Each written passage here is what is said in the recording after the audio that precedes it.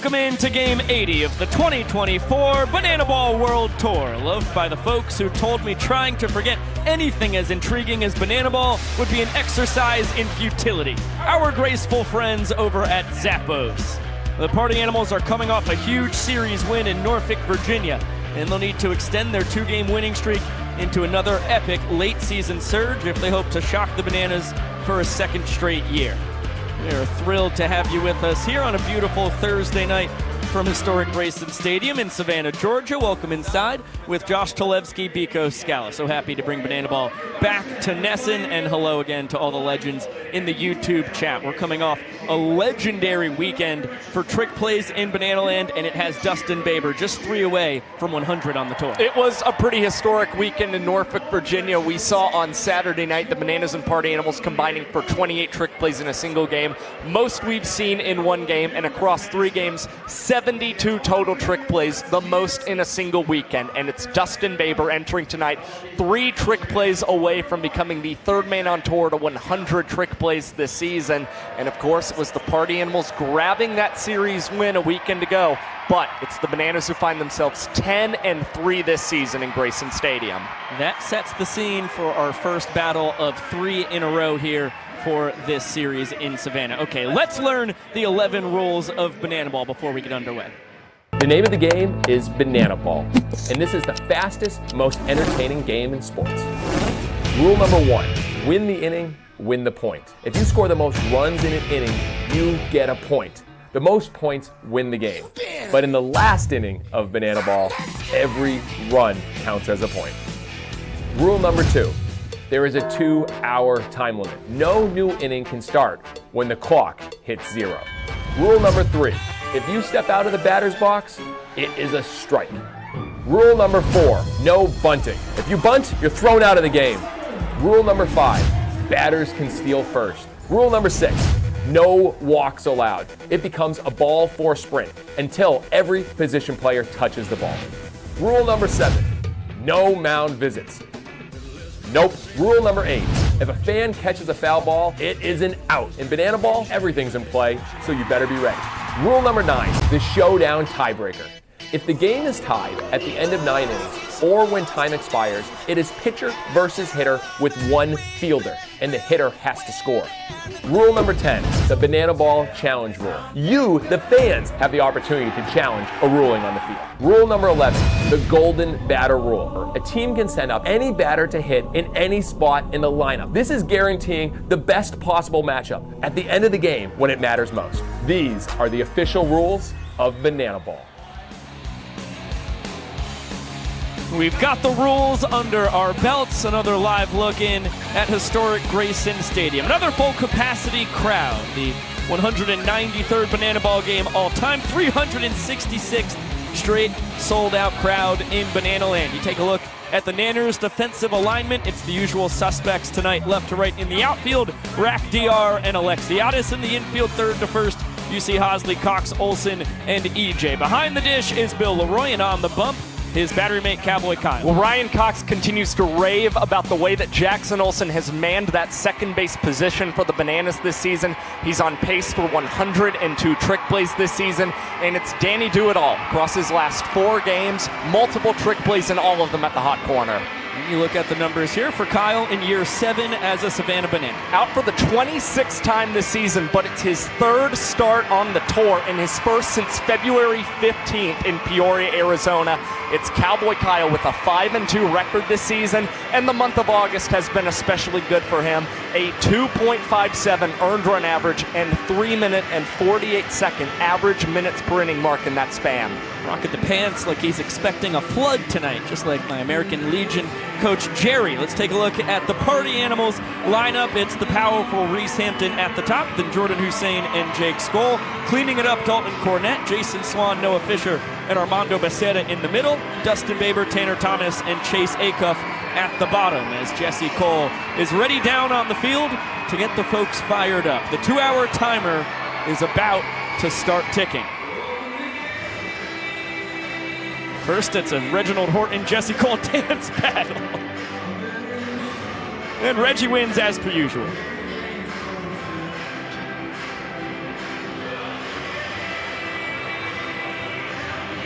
Banana Nation, it's time. On 3, I need everyone here to yell, start the clock. 1, 2, 3. Showtime. Seen Jesse at a lot of post-game parties across my 5 years in Banana Land. I don't think I've ever seen him dance quite like that. Made me want to dance up here in the booth. I'll say it. I almost want to have a dance battle with the guy. We'll get it on the schedule. First pitch is a strike. Switch hitting center fielder. Former Tigers and Diamondbacks minor leaguer. Watch as the backdoor slider get the zone as well. Reese Hampton behind 0-2. Another terrific World Tour for Hampton. Check down to third. Yes, he went around, says Nick Mayer. 3-pitch K to start the ball game. And a strikeout in just over 20 seconds for Cowboy Kyle on the mound. Really quick work, and you see that check swing try again from Hampton. But a nice slider there from Cowboy Kyle. Well, the barrel certainly did not go around. The question is, did the knob of the bat get out in front of home plate? This one deflected from Kyle Hosley. Bare hand across the diamond, not in time. Jordan Hussein showing off his excellent wheels. Eric Jones Jr., the first baseman, saying it might be worth a challenge. Bananas, of course, may not want to use their challenge too early in this ball game. In the event the call is not able to be overturned, they will not have their challenge for the remainder of the ball game.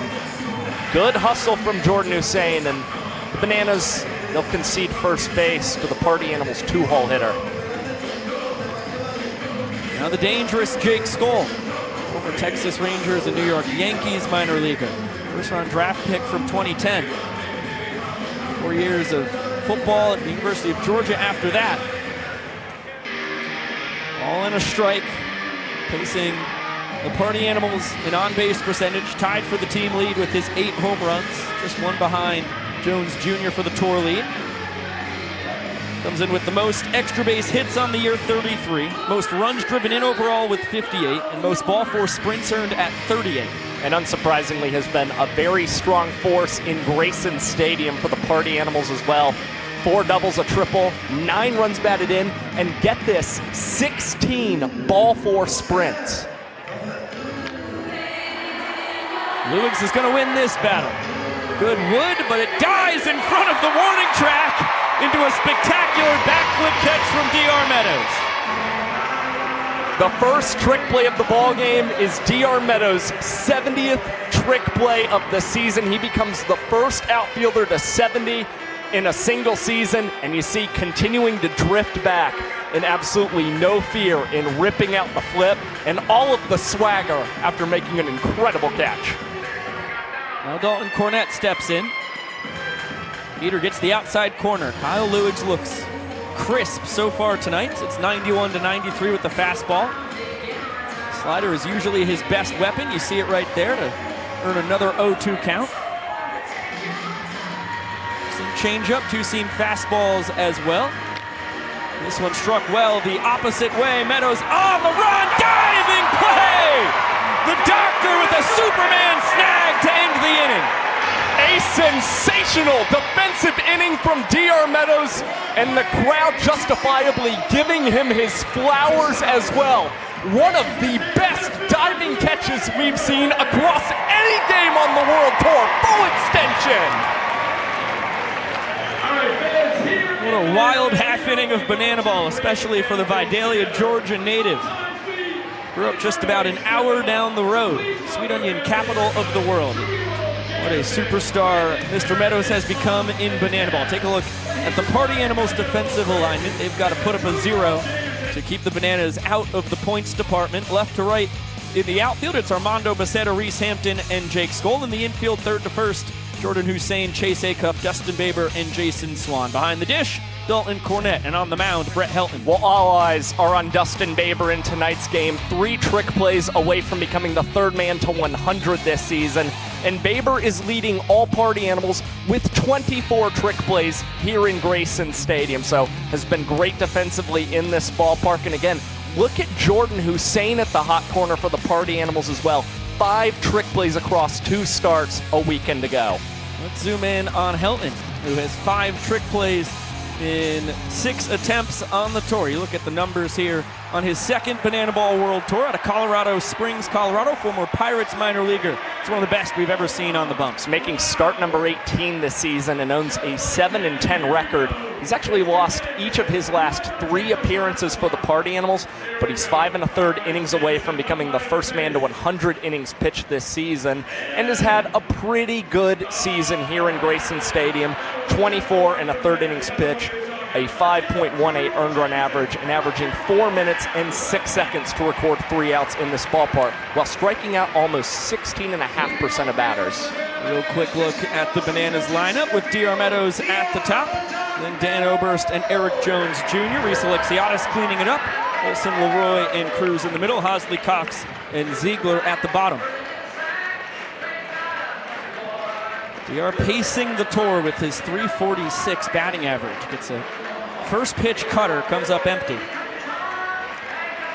Hilton, a 5-pitch guy. That one just barely misses up with the curveball. Also has a changeup, 2-seam, and 4-seam fastball. Back to the heat. This one served the other way. Jake Skoll hardly has to move as he drops down to his knees and flourishes the trick play with the work.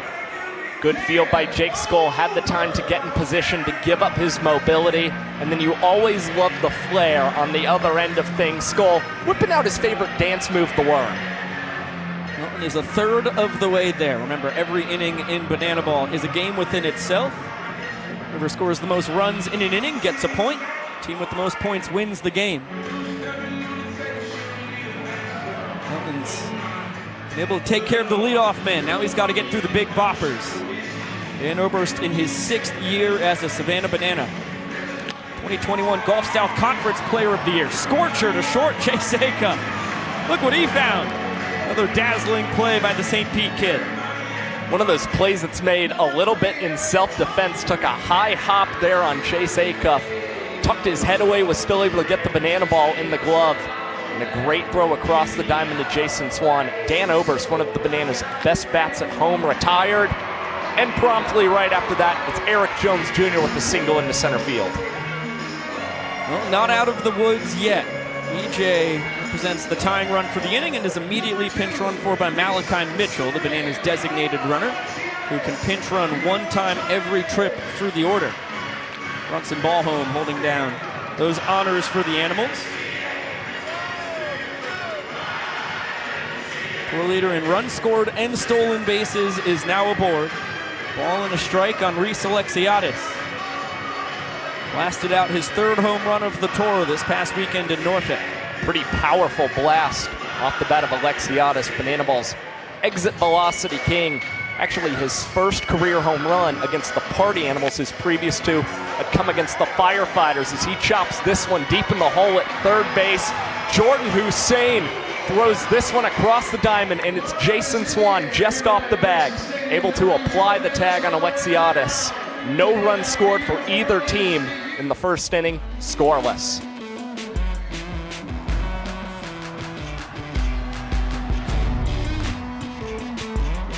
And it's just us, YouTube. What a creative force out at first base. I've seen glove tags of bases on force outs before. I don't think I've ever seen one quite like that. Normally it's like a headfirst dive to the bag to try and beat a runner. A little swipe of first base by Swanee. Didn't feel too much fear about that one. Did the job. I thought he was going to have to work some creative footwork in. Put all his damage with his hands. Good start to this ball game. Happy Thirsty Thursday, everybody on YouTube. Brendan Crosby and company handing out roses to some young ladies in the stands as Jesse Cole looks to find his person. What do we got here?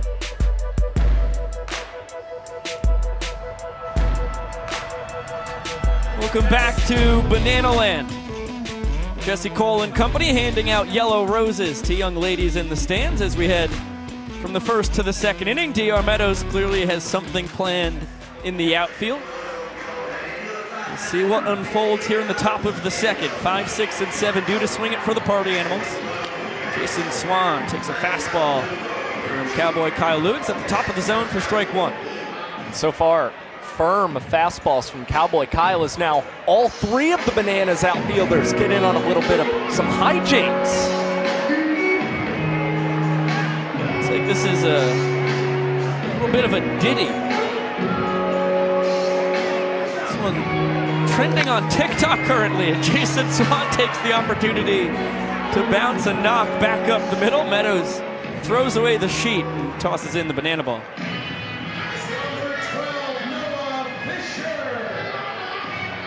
Swanee came in hitting .308, just 1 point behind Bryson Bloomer, who does not get the start tonight for the team lead in batting average. Nonetheless, it's Jason Swan who's been one of the strongest bats against the Savannah Bananas this season. .333 batting average, 2 home runs and 34 runs batted in.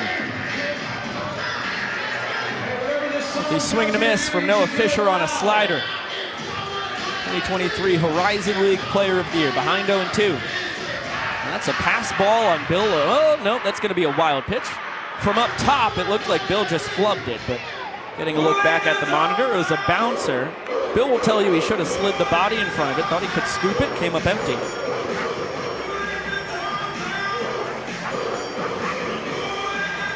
It's one of those that by definition has to be a wild pitch, even though Bill will tell you he should have had it. Noah Fisher, deep drive to left field. If it's fair, it's gone. See you later. Noah Fisher caught a big one. 2-run blast. Animals lead in the second. Took the breaking ball from Cowboy Kyle and did not miss it, getting the hands in and keeping that one tucked just fair inside of that left field foul pole. Third home run of the season for Noah Fisher, who got this start thanks to his strong numbers against Cowboy Kyle this season. A .389 batting average against the lanky right-hander. This is a guy who had 19 home runs across 54 games, and his final campaign at Northern Kentucky University, that was en route to winning that Horizon League Player of the Year. Cowboy Kyle, nice stab. He hikes it to first. EJ able to grab it under the leg. Double trick play to help soothe the tough feelings after the 2-run shot. But you can see Cowboy Kyle, a little smile on his face after grabbing that trick play. Able to get dialed in, focus on having a little more fun out there on the mound, get the frustrations out. Now it's Cowboy Kyle going to battle against Dustin Baber. He's been doing an excellent job jumping ahead. This one popped in fair territory. Eric Jones Jr. to the other side of the third baseline, came back into the infield, has out number 2. Dustin Baber retired. Here comes Tanner Thomas, the DH, in the 9-hole. Remember, we bat 10 in banana ball, the DH and in EH. So Chase Acuff at the bottom of the order lurks on deck in the 10 spot. And the first pitch strike from Lewis, pours a fastball in. Just misses outside with the 0-1 offering. Lewis and Thomas, Bananas collegiate teammates right here in Grayson Stadium, summers of 2018 and 19. In the first 2 years in Banana Land. This is now year 5 for Thomas. Third time he suited up as a party animal as Lewis steals a strike on the inside corner. Again, one of the leaders of the clubhouse for these guys, coming off a strong series a weekend ago as he tags this one past the glove of Jackson Olsen at second base. Party animals continue to put runners on here in the second inning. It was well struck. 2-2 fastball. Thomas was ready for it. Former Virginia Tech Hokie is aboard with great wheels. A dozen stolen bases on the tour, has only been caught twice. As Chase Acuff gets a first pitch ball. I've not seen a lot of those from Lewis. Dangerous man lurking in the 10-hole. Shortstop hitting .291 this year. And has added a lot of power to the resume as well. 5 long balls, 16 doubles this year. Played 69 games a season ago for the Party Animals. Did not record a single long ball. We've seen quite the offensive evolution for Acuff, who moves down in this 10-hole mainly to try and lengthen this Party Animals lineup is, prior to Norfolk, they were in a little bit of an offensive dry spell as Ryan Cox grabs this one, goes behind the back with the transition, and throws over to Eric Jones Jr., but it's the Party Animals leading 2 in the top of the second, thanks to the 2-run bomb from Noah Fisher. Another look at the trick play from the glove magician. Smooth as silk. He's up to 171 now to lead the tour. Oh, Coxie, you are so good. That is such a tough play. You made it look so easy. YouTube, it's that special time again. It's just us. Hey guys, What's going on in the chat? how have you been? People fired up for Tanner Chicken Tender Thomas Barrel. Naturally, as Josh said, a fan favorite. Wow, did Tanner switch up his walk-up song? Original E said the song choice, LOL. People all the time ask me what my favorite walk-up song is. I end up just being so locked in, tapped in on broadcasting, I guess I couldn't tell you the vast majority. I feel like you've been pretty vocal about your love for Chase Acuffs. True. Welcome back to Banana Ball on NESN. There he is, the reason we're all here. Jesse Cole, the man in the yellow tux, leading a crowd sing-off as we speak, hoping to emerge victorious. Currently tied a win apiece against the young professor. Bottom of the second inning, Jackson Olsen in on the hands. Jake Skull moseys over and will try to catch it with the jam of the bare hand up against the glove. He comes up empty. And it's the 9th trick play missed in 28 tries on the tour for Skull. Jake Skull obviously not happy about missing the trick plays. You see that one just hit a little harder than I think he expected off of the outside of that glove. Fortunately for the Party Animals, they do have room for error in this inning, up 2 runs at the moment. Bananas catcher Bill Leroy is not known for his, although that had more and more power here in Banana Land. Number 7, he tried to send that thing to the firehouse. Ball and a strike. Brett Hilton trying to defend his 2-run second inning lead.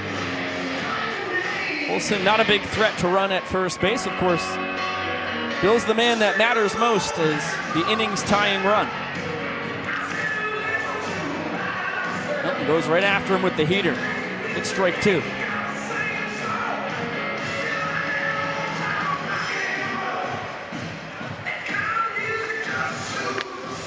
Rolled over left side, Hussein on the run, flips to Baber behind the back over to first. Leroy able to beat the wrap.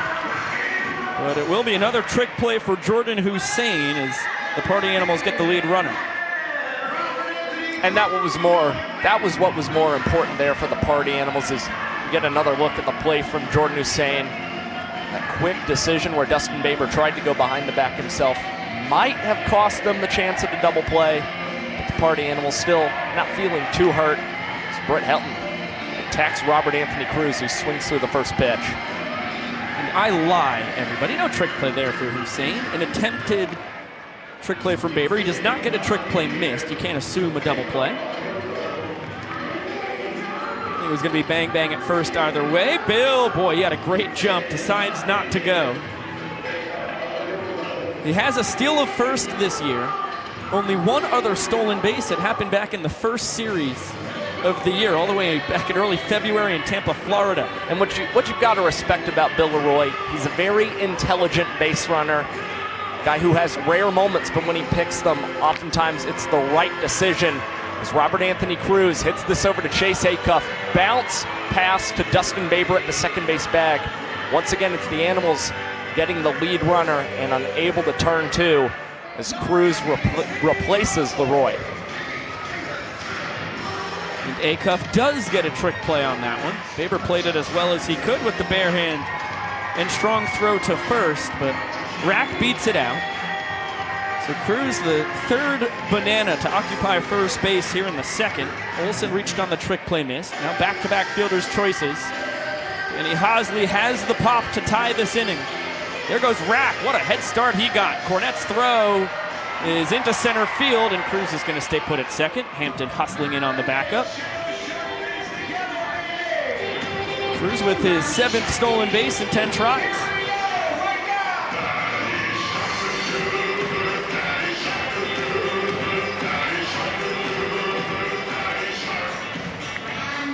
Hasley fooled on the cutter. Bananas down to their final strike in the second, as the Party Animals look to earn the first point tonight. Rolled over left side, Acuff backhanded between the legs, over to first. What a stretch from Swan. Animals win the second inning 2-0. They lead the game 1 point to zilch. Again, Chase Acuff's arm on full display. And how about that stretch from Jason Swan, nearly going into a Freddie Freeman-like split at the bag.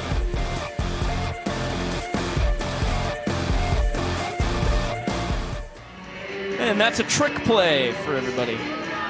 Still with us here on the tube. Yep, Mikey texted us, no trick play for Hussein. Yep, that's just Bingo being a dingo. Hey friends, let's watch Maceo and the fellas dance us to the third.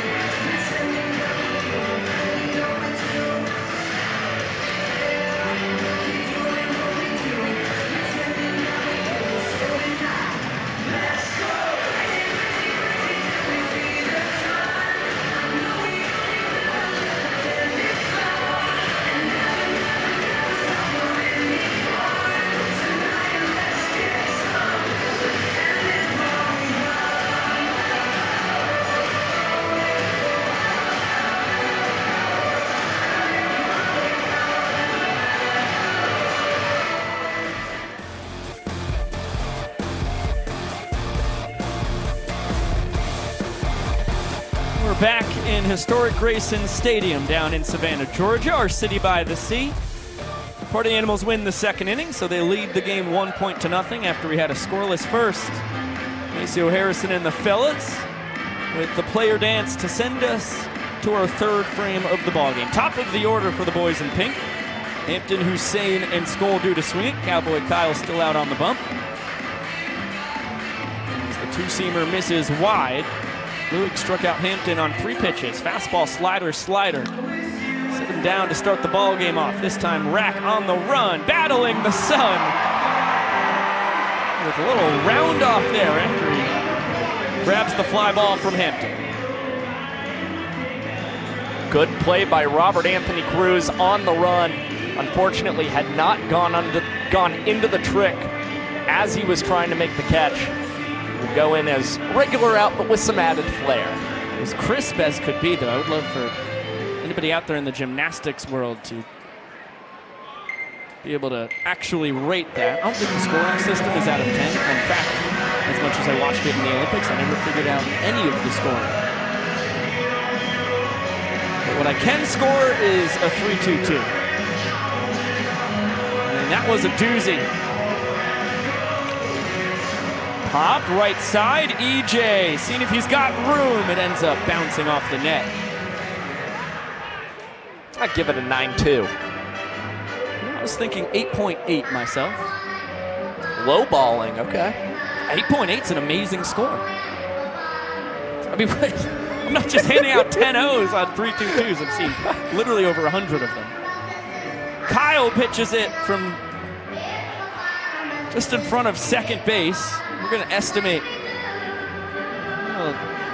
100+ feet out there. Had an 0-2 count. Now it's 1-2. Hussein stepping up in the box.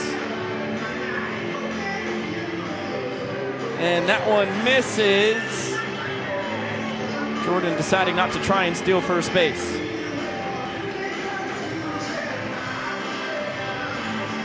Didn't want to test Bill Leroy after we've seen Bill make some pretty incredible plays to catch guys stealing first base previously. Now Leroy gives chase behind the dish and comes up with a sliding bare-hand trick play. One of the best plays defensively you're going to see from Bill Leroy this season. Another look. That's a sweet trick play. Just about as good as it gets for a catcher in Banana Ball. Bill's 5th trick play of the year in 8 tries. What comes after that pitch almost got away from Bill and led to that steal of first. They're already thinking about having those fast reflexes behind the dish. Bill did not miss with his jump to go and collect that ball with an incredible grab. Jake Skoll ahead, 2 balls, no strikes. Drove the ball about 390 feet to center his first time. Ended in a backflip catch from Meadows.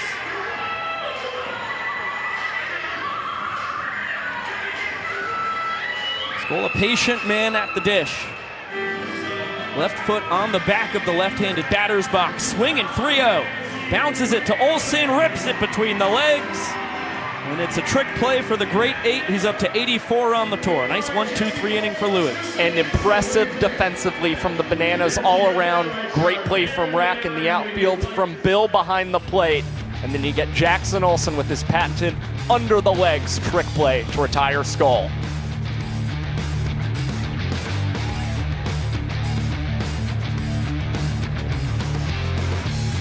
YouTube, you get the kiss off. Down to Jesse Colwiger. And how long have you guys been married? For 1 month. 1 month married. All right, I'm sure they're going to bring it. 1 month, what do you guys got? Oh, well. Okay, that was interesting. And your name? Brent. Brent. And how long have you guys been married? 23 years. 23 years, pretty impressive. All right, what do you guys got? Let's see it. Oh, a little dance move. They still got it. All right, I like that. And finally here, your name? Susan and Howard McConnell. Oh, the full name, Susan and Howard McConnell. And how many years have you guys been married? 57. 57 years. All right, let's see what...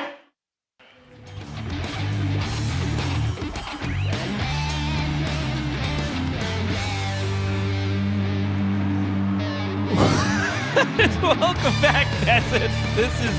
You're watching Banana Ball. It's gonna be Banana Ball soon, I promise.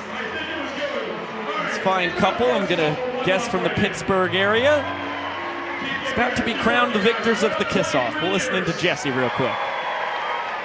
What about Susan and Howard McConnell, 57 years? And there you have it, the winners of our kiss-off. There it is, full support from the full capacity crowd. Well deserved. What a performance. It'll be you one day, Josh. You had to go there. Let's hope so, man. At the center of over 55,000 fans on hand here in Grayson Stadium with a dome over our heads. Ryan Cox in foul territory. Cornette throws away the mask, finds the Banana Ball. And you can tell he's thinking, maybe I'm going to try the trick play. Still has not attempted a trick play on the tour. Opts to get the sure out this time. Getting a lot of smiles from Dalton Cornette. You could even hear it from the Party Animals dugout, them trying to encourage him to come up with that trick play out. But Cornette trying to make sure the Bananas stay off the board here in the bottom of the third, and the Party Animals keep their 1-point lead. So a terrific trick play from his counterpart in the top of the inning as that one flared into the mitt of Jason Swan as he takes it to the bag just in case he didn't grab that out of the air.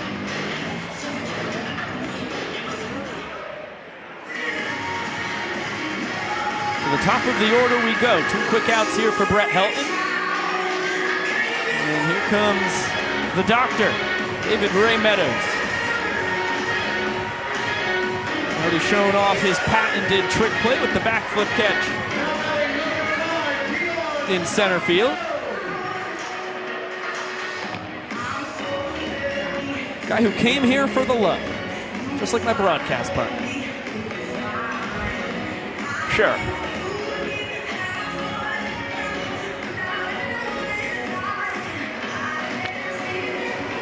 You tell me you were only coming tonight to broadcast the game if you were going to have the kiss-off? Did you dream that again? I think you did. Oh, no. It's nice to know I'm in your dreams, though. Well, that's flattering. I cannot dispute that. What a stop by Dalton Cornett. DR Meadows leads the Bananas with 3 steals of first base. Would have had a great opportunity there if that one skipped back to the backstop. One cranked out into left center field. DR finds the grass. Becerra will hustle and get it in to keep his 2022 Collegiate Bananas teammate at first base. 73rd hit of the season for DR Meadows, still chasing 100 to be the first man to ever reach that plateau in a single season. And unsurprisingly, no other Banana with more hits than DR this season. Nobody in Banana Ball history with more hits than Dan Oberst as he pops that one foul. The ball and a strike, the inning-winning run at first base. Great speed. DR with 20 swiped bags on the year. Only Malachi Mitchell has more on the tour.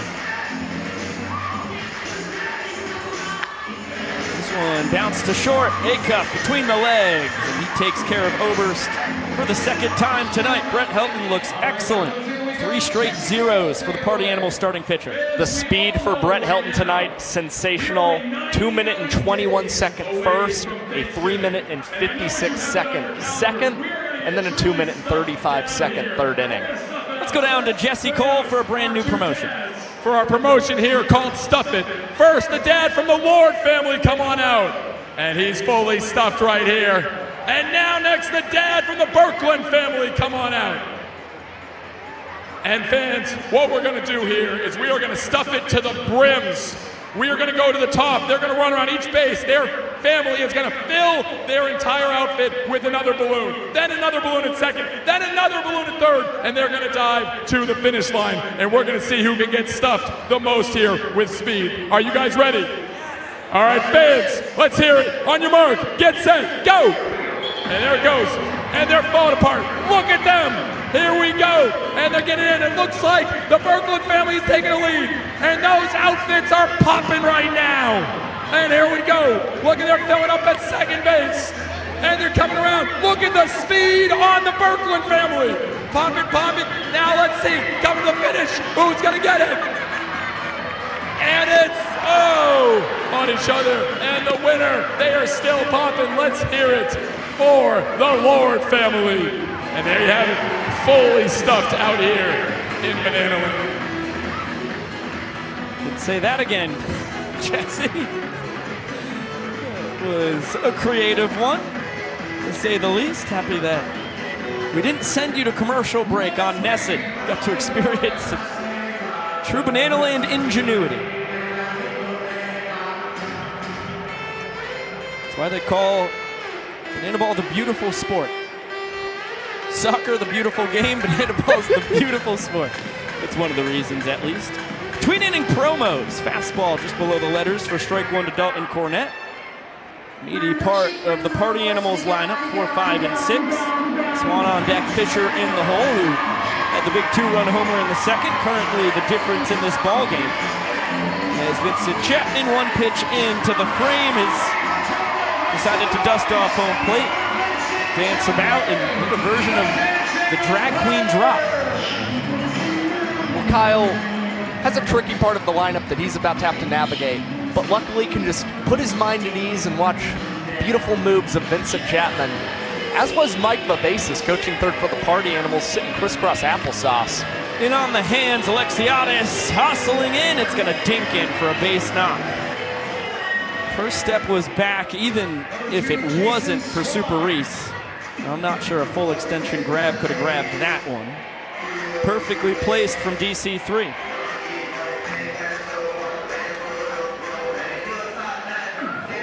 There's Jason Swan, lit off the second inning with the knock back up the middle. Teed up Fisher behind him perfectly for the 2-run blast. Bronson Ballholm, the designated runner for the Animals, will take Cornett's place over at first base. Explained it when Malachi Mitchell did the same for EJ back in the bottom of the first inning, but just in case you're just joining us, each team in Banana Ball gets a designated runner. They can pinch run one time every trip through the order. For the Party Animals, helps get their catcher back in their dugout, can put the gear on, get a drink in before he puts the suit of armor back on. What a play! Danny Hosley snares the liner, doubles off ball home at first. A wild play. Danny Hosley snaring the liner. Had time to flip the ball up to himself just for a little bit of show, and it was Bronson Ballholm just asleep at the wheel for a little too long. Hosley with a strong enough throw to double him off. What an unreal play. They teach you to freeze on a line drive. Ballholm giddy out there on the bags for the first time tonight. Took a huge 2 steps towards second. The exact opposite of what you're supposed to do on such a play. And I think what you saw with Bronny was unsure whether Hosley had possibly gotten that one off the ground versus catching it on a line, as Fisher will line this ball past the glove of Eric Jones Jr. Now 2 for 2 on the night. Ballholm paid the iron price. Now Fish with an excellent piece of hitting. Following up a bender that he laced into the seats in left field his first time. Gets a heater, doesn't try and do too much. Past the diving attempt of the former Mariners and Twins minor leaguer, EJ. Armando Becerra, the donut hitter. Bill Leroy calls the first pitch a strike. Vincent Chapman disagrees.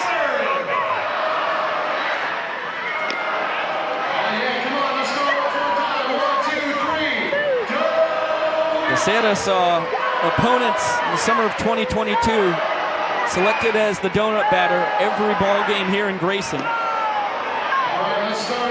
the first time, he is the enemy to the hometown crowd. He stands in between them and free donuts for all. Foul tip into the mitt. 2-2. It's going to be a little bit of a tricky batter to try and punch out. We saw him a weekend ago averaging 5 pitches per plate appearance.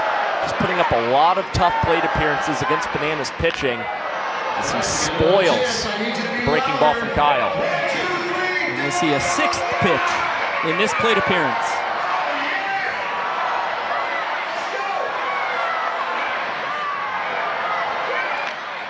Looped the opposite way, and it's a knock for Becerra. Fisher will hold up at second base. 3rd hit of the top of the 4th for the Party Animals. They've now got 2 on with 2 down.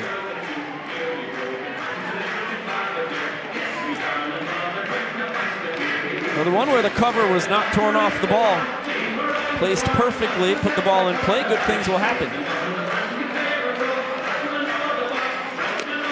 Dustin Baber takes a slider for strike 1.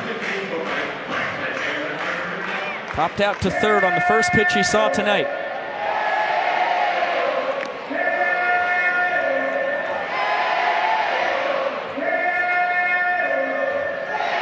Most likely Cowboy Kyle Lewig's last inning of work. Trying to keep the Animals off the board. This one off the end of the bat. Cruz and Meadows converging, and Rack thinking about a flip. Will make sure he holds on to the banana ball. Good job there by Lewis to bear down and strand a pair. Smart pitching from Cowboy Kyle. Dustin Baber ambushing fastballs as of late. Goes to that slider. He was able to get out of a sticky situation in the 4th. Another look, the doctor there to back up just in case any funny business occurred. And the Party Animals still lead by a point. 3.5 innings in the books. The Bananas just need 1 run in the bottom of the 4th to knock this game up at 1 point each. Hey, baby time here in historic Grayson Stadium. Once again, we'll keep you right here. No commercials necessary.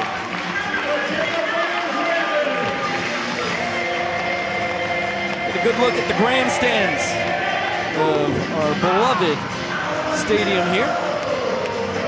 In its 99th season of operation. Take a look at all the previous tenants on the left field wall right there. And then naturally you get a look at the keister of Matt Baldry, one of our man-nannies.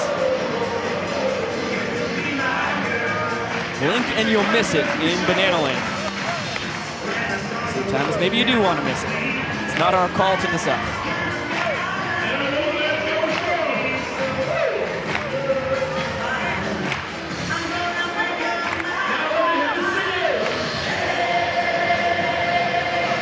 Moving right along here. Part of the order for the Bananas. Here in the bottom of the fourth. Eric Jones Jr., Reese Alexiadis, and Jackson Olsen. As they try and figure out how to get to Brett Helton. Good group of guys to have due up against the right-hander. What Brett Helton's done so well with tonight especially, already inducing 7 groundouts to Bananas batters, inducing a lot of soft contact at the moment. They've also been rather aggressive against him as well tonight to open up the ball game. Well, Helton's known for filling up the zone. Bananas are trying to pounce. It worked for Jones Jr. his first time. Line to base knock, back up the middle. Jay going with the pants down tonight against the traditional look of a guy who's now in his 3rd World Tour. Keeping the people on their toes. It's like the 2022 tour all over again. It's honestly jarring. It's one of the best hitters we have ever seen, and he blasts that one a mile foul. Pacing the tour with his 9 home runs and his .432 on base percentage. Leading the Bananas with 27 extra base hits, clipped as Helton drops down, goes sidearm. And EJ with a little roll.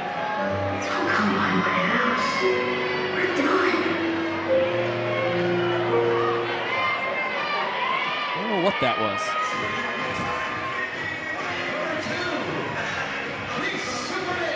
Couldn't tell you. Those on the tick and the talk, I'm sure you got the reference that goes right over Biko's head. Trust me, if it makes you feel any better, it went over mine too. I apologize for our ignorance. Just not up to date with the kids these days. W. Skibbity's, Quandale Chungus Aeoli's. It was Matt Chalant though. It was. That I can confirm. Healthy swing to miss there from Reese Alexiadis. Ball and a strike on him. One of the 7 Bananas to ground out against Helton today. That one off the glove of Hussein and into left. Baseta hustling in. Toss not to third. That is the burning speed of Malachi Mitchell. Able to go first and third on a ball that just dribbled into the outfield. A good piece from Reese Alexiadis. And just Jordan Hussein jumping a little too late. Try and dive and field that ball, and with the carom off the glove, slowing it down. That's Malachi Mitchell, allowing himself to put a little pressure on the Party Animals defense, and works out in the Bananas' favor as Reese Alexiadis move up and take second base. Malachi Mitchell, the inning-winning run 90 feet away. Party Animals with the infield in. Jackson Olsen behind 0-2. Reached on a trick play, missed his first time. Happy with himself after he wasn't able to square up the fastball there.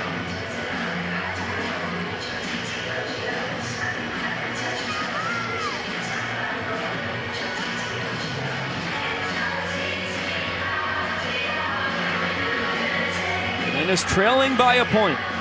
Trying to knock this thing up. And Jackson Olsen's going to do the job with an exclamation point. 17th walk-off of the tour for Jackie O as we're tied at 1. Well, was hitless across last weekend in Norfolk, Virginia. Nice way to snap out of a minor hitless spell. Lacing that one into right center as we're now knotted at 1. Through 4 as the Bananas crank that Soldier Boy. Look, it's 4th grade again, and I'm in the Cahill Elementary Gymnasium. What a shock it was when I saw everybody breaking out this choreographed dance. I'd never heard the song before. More on that later. For now, we'll get it down to the field to Jolie Chabala. Jolie Chabala. Across the United States, there are over 400,000 children and teens in foster care without a permanent home. To raise awareness and bring families together, we created a nonprofit called Bananas Foster, an organization that is dedicated to celebrating the foster care community while educating and inspiring others to get involved. Tonight, Bananas Foster is celebrating the foster family. Mike and Nicole have been a licensed foster family for 4 years, welcoming 11 children and teens into their home.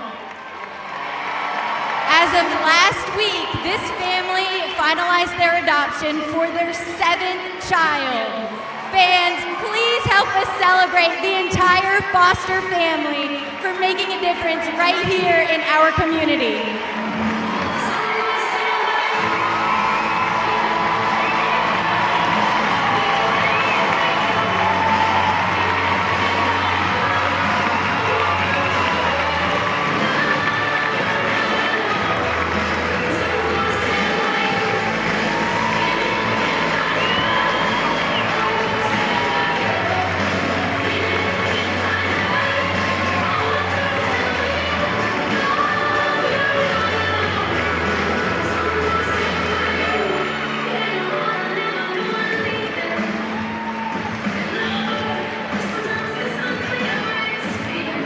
There's one more time for the Foster family.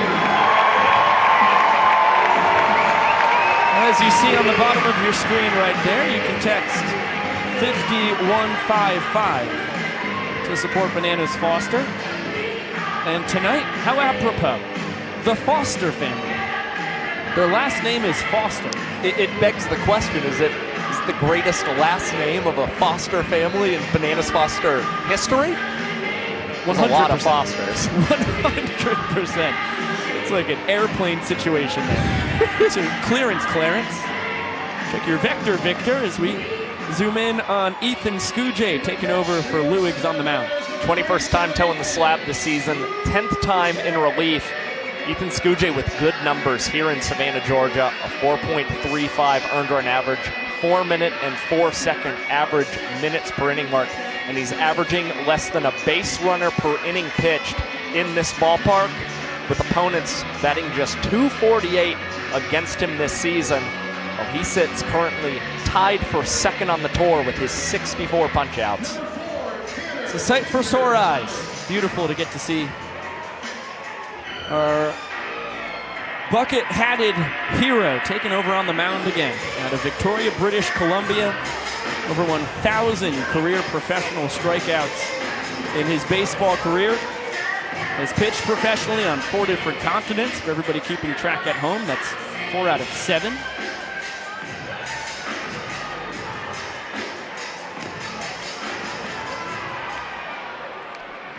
And for those wondering what he's missing, as he fires a heater behind Tanner Tinder Thomas, 9-10-1, due to swing it here for the Animals in a tied game.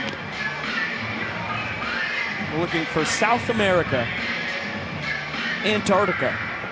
Put your hands up in the air. Put your hands up in the air. Put your And hands up in the air. Put your hands up in the drum roll, air. please. Put your hands up in the air. Put your hands up. After It's a ball for this toss around the diamond. You can go as far as you can to all those It's going to be a ball four sprint for Thomas. The first one we've seen on the evening. When ball four is fired in Banana Ball, all 7 fielders behind the pitcher and catcher have to touch the ball before it's live. Textbook defense from the Nanners there to keep Thomas at first. And falling behind in a 3-ball count is really what helps the Savannah Bananas keep Tanner Thomas to just 1 base. Plenty of time for those outfielders especially to start to creep in towards that second base bag and get that ball in transition as quickly as possible. Africa. It's the gonna take a lot to drag me away from you. You just make that up on the spot? No, I think there's a couple guys in the 80s who might have written something like that. You've heard that one before? Is that from Mamma Mia?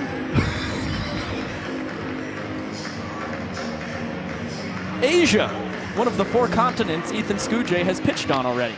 Japan checked that one off his list as Meadows backpedaling, tries for the Hunter Renfroe-esque no-look snag. A rare trick play in Banana Ball. We've only seen the doctor pull it off a couple times. And boy, it has a punishing effect as he fails to pull it off here. Luckily, it didn't quite lead to a run scored for the Party Animals, at least not yet. DR Meadows has made it very clear he's trying to get to 100 trick plays before season's end. but at certain times he's put himself in some not so great situations to try and pull off these trick plays. Winds up missing, hurting his team. When it works, it looks awesome. When it doesn't, it looks like that. To the top of the order we go. A pair of former Atlantic League standouts doing battle. Scooge versus Hampton, and Reese does a heck of a job to spoil the 0-2 changeup there. Scooge is one of our harder throwers, sits 93, 94, can touch 96, has hit 98 at his peak.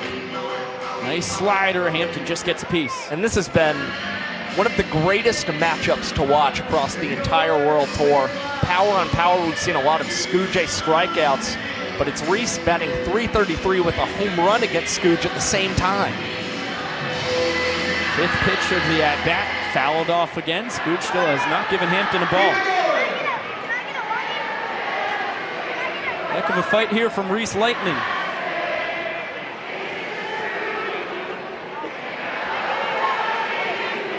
And he finally sees a ball. Watches the changeup bounce in the dirt. There's Mr. Baldridge again. We have one camera dedicated to the man. How does he keep popping up here? Baldridge can. Only on BTV. Just like that, the count goes from 0-2 to full. Fans, your attention, We'll get please. another one. I didn't even realize Baldridge was on top of the 16-foot wall of the historic Grayson Stadium scorebook. I was just watching it on the monitor. I thought he was peeking over the 8-foot wall. A little more impressive as Scooge goes to the fastball, buries it, and gets Hampton to chase. Took Ethan Scooge kind of the long route, 10 pitches. I'd say so. But is able to retire Reese Lightning. Now we'll try and get another punch out, this time of Jordan Hussein, who's 1 for 2 in the ballgame. Great example there of why pitching in banana ball is so much tougher than baseball. Leroy steals a strike around the outside corner there, nice frame. If Hampton watches that pitch go low below the knees, it's a ball for sprint. Thomas and Acuff score easily from second and third.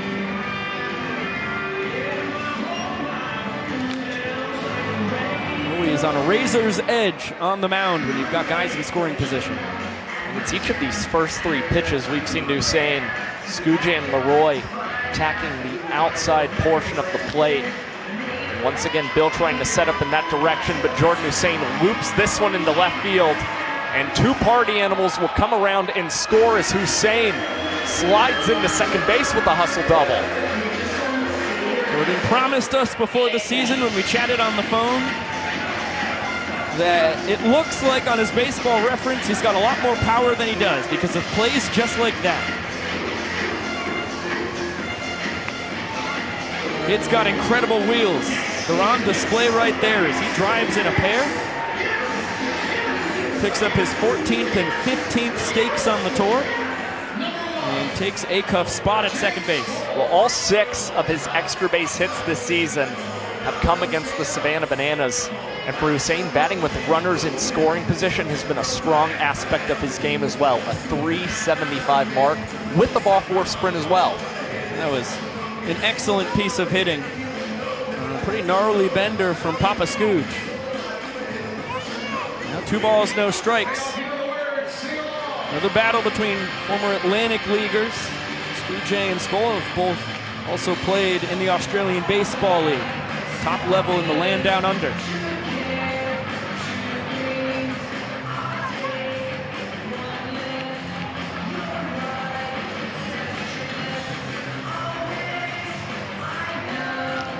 Foul tipped into the mid count, even at 2-2.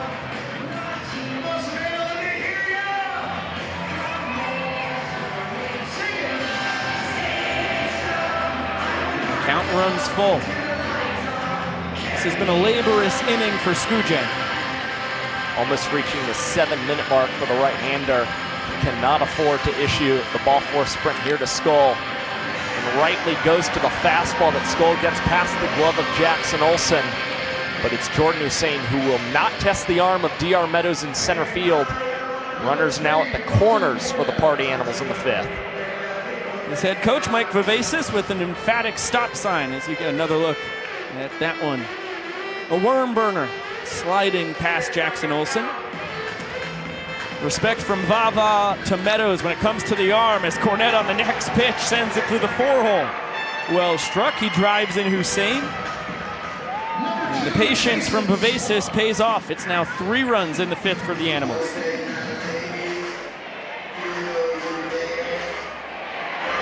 And we've seen lately more than anything the Party Animals trying to prioritize multiple runs in multiple innings, give themselves more breathing room going into the bottom half to ensure that they can claim points against the Bananas.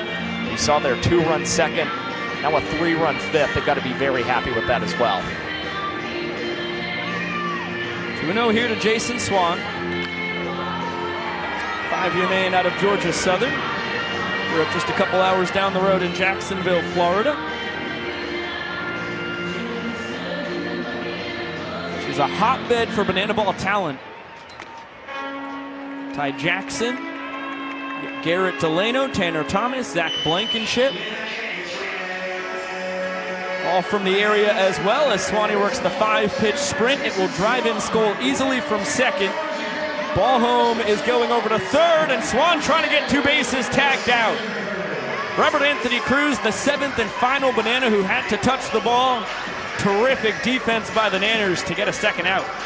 And just surprising that Jason Swan thought about trying to get into second base there against the Bananas. Party Animals run themselves into an out, but extend their cushion in the 5th inning even further. And the damage for the most part has been done as Fisher steps in, 2 for 2. A 2-run bomb his first time, well struck single the opposite way an inning ago. Halfway to the cycle. Wow, that was a generous strike call from Chapman. Tough to battle Scooje when he's sitting low to mid 90s and he's getting strike calls a ball or 2 off the plate.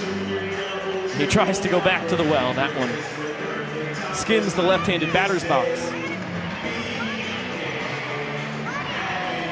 Deuce is wild here on Fish. And the count is full. Once again, ball 4 will push in another run. It's going to be a strikeout.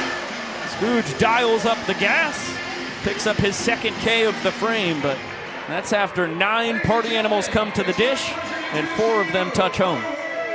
Almost a 10-minute inning for Ethan Scooje, but the Party Animals bats erupt in the 5th nonetheless as they'll try and retake the lead in this ball game.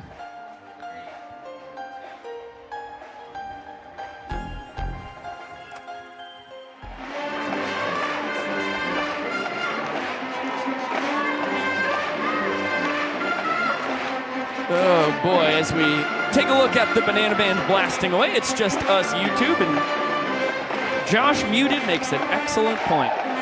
Man, I did not even remember that the second play of that inning was a missed trick play. Ooh. That still only makes it 1 of the 4 runs unearned? Correct. But nonetheless, still. I think for Ethan Scooje, didn't see him pitch a weekend ago, comes back on the mound. That's the second thing that happens once you take the mound. Just builds some frustration for you. Yep. Gets sweaty quick. We're about to be back on NESN.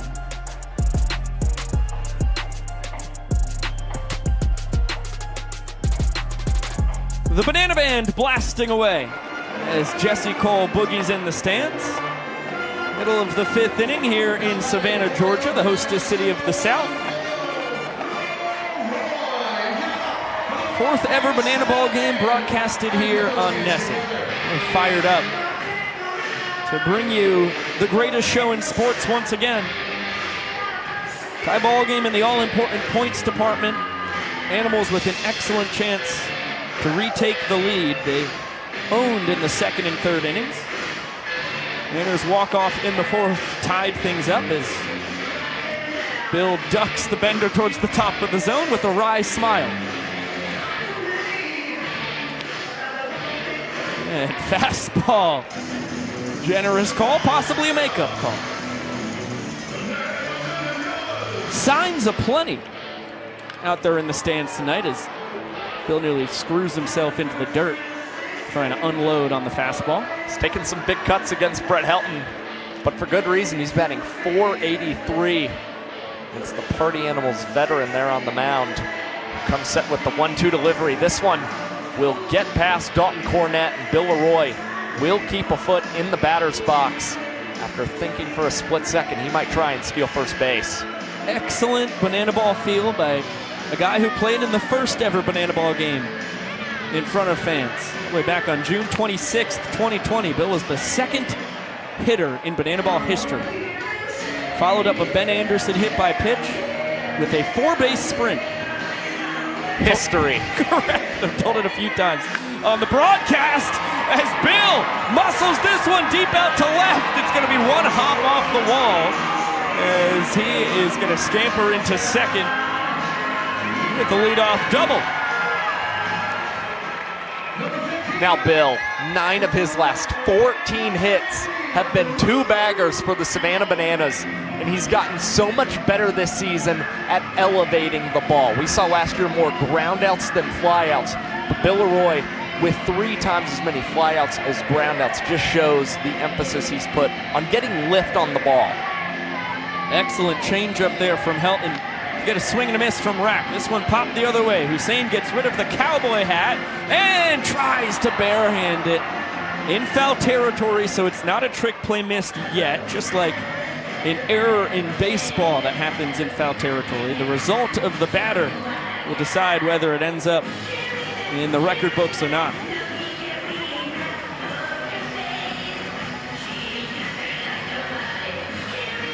Tell you what it definitely means, though.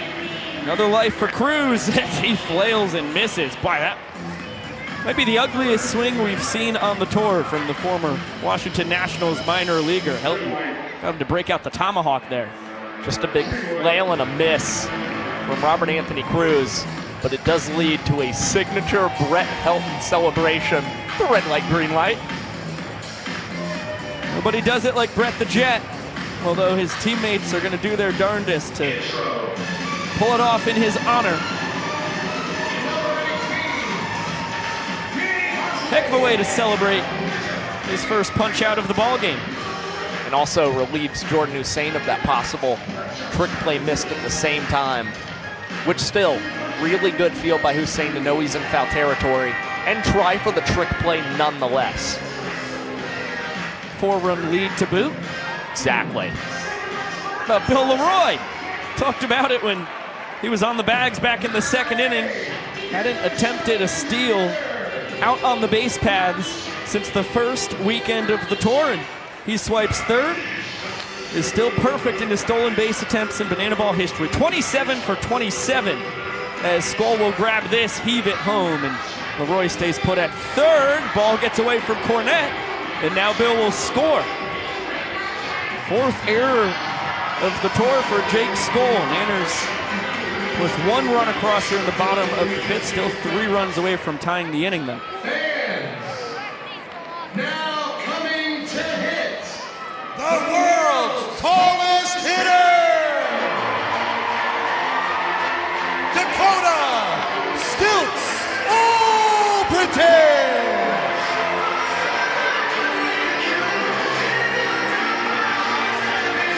It's the 10-foot, 9-inch tall legend, the pride of Ellaville, Georgia. As the sun sets here on Grayson Stadium, the lanky legend steps in and fouls the first pitch off. What we know about Dakota Stilts All-Britain, this is a man who loves to hack at the dish. Has had some success against Brett Helton in his career before, and actually takes the second offering high. That ball stroked deep to left. Becerra on the run, tracks it down. Armando showing off the speed and the range. Well struck there by Stilts. About 315 feet out to left field.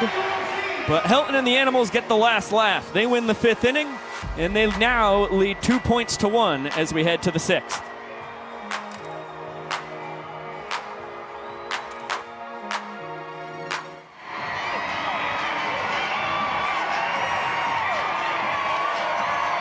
Wow, how about the sky tonight, YouTube? Come on. Are you not entertained? Hum, babe.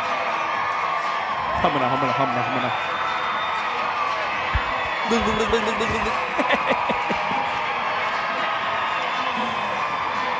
Once we figure out the technology to toss you t-shirts at home, I promise we're getting shot out of your televisions at you this time of the night.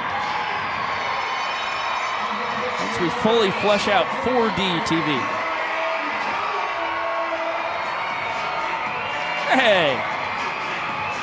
Got the big boy on the bump. We would love to talk about him now. We're about to talk about him for NESN.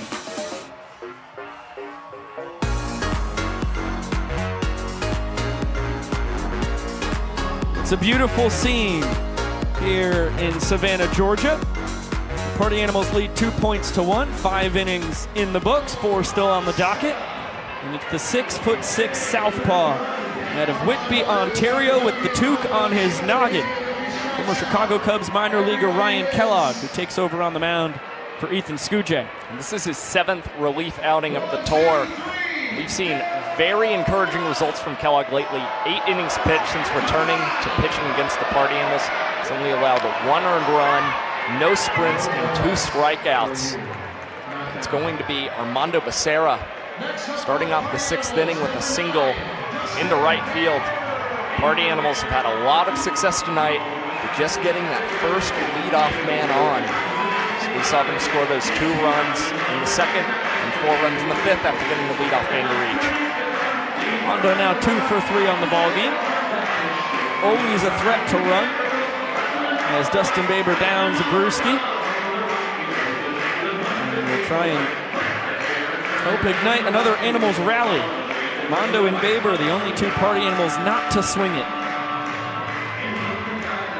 In the top of the 5th inning. Off the end of the bat, Olsen out to shallow right. Alexiadis is going to call him off. Tap it up in the air, pull it down with the bare hand. For his 29th trick play in 31 attempts. For a second there, it looked like Reese Alexiadis was going to let Jackson Olsen take over that ball. And Olsen communicating, it's coming to you, Reese. And Alexiadis, kind of a last-minute decision to tip it to himself. But now sits just a trick play away from getting to 30 in his rookie campaign, which would be a very impressive mark. Right of Manhattan Beach, California, currently leads all Banana Ball rookies with his aforementioned 29 trick play outs. Here's Tanner Thomas. A great weekend in Virginia, back in his college state, at least for his final 3 years of eligibility. Hit .333, homer and a double. Drove in 3 runs, scored 3 times, worked 3 ball 4 sprints, and has parlayed that into a 1-for-1 with a ball 4 sprint evening tonight. Was looking for another knock, and Danny Do-It-All takes it away from him. It's just a better play made there by Danny Hosley. You've talked so much about his prowess with the trick plays lately. That's just an unbelievable defensive play.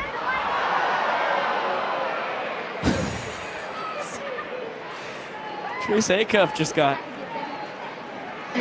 domed by a gallon bucket of water. Have to check out the Party Animal social medias for the context on that one. The ice bucket challenge is back?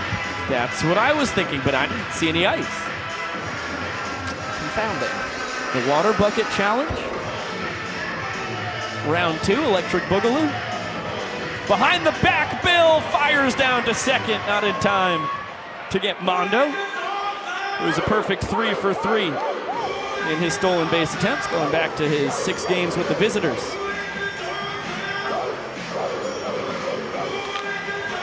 Acuff out to right center. Alexiadis is going to make the call and the catch. His first inning of relief from Ryan Kellogg.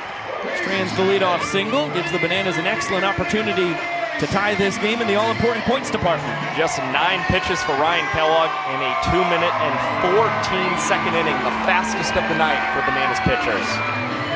We are honored to be joined by the Banana Nanas. They will dance us to the bottom of the 6th.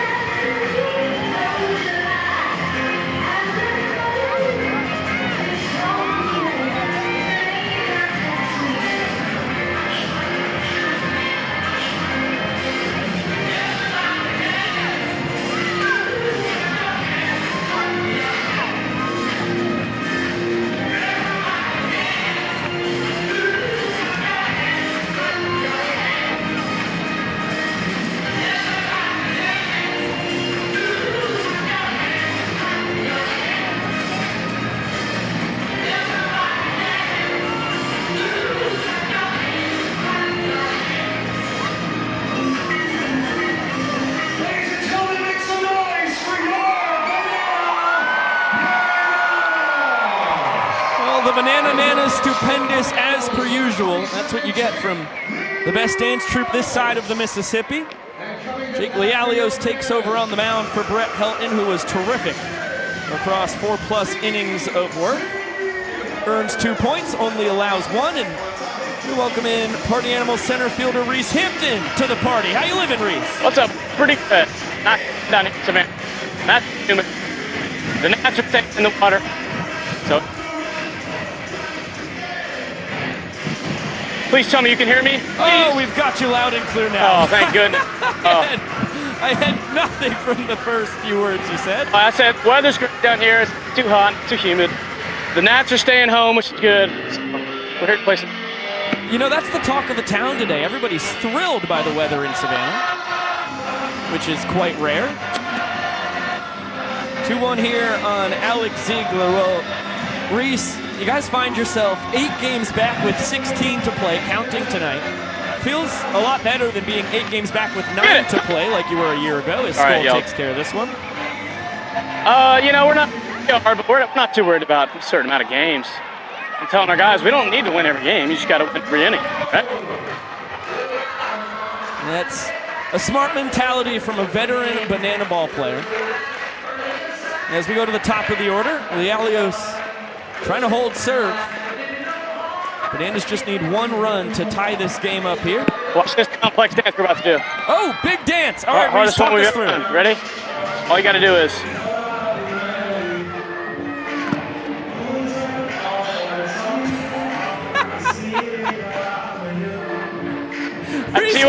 I see what we did. What happened? A little bit of a mix-up there. It's funny. Were you the only person who danced? I guess so. I think they look like they did.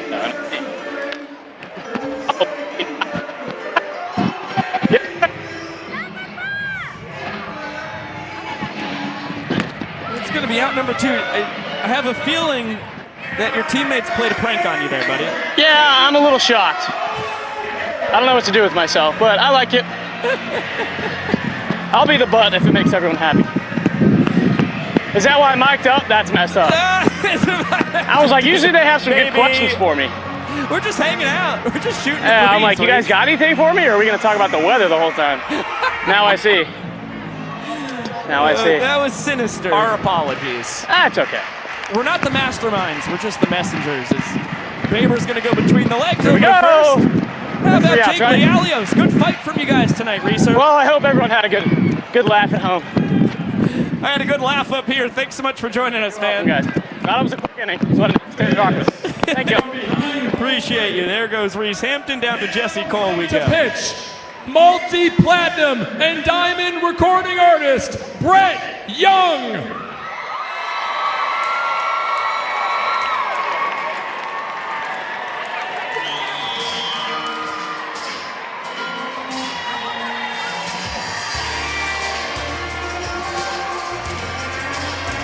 Oh, babe.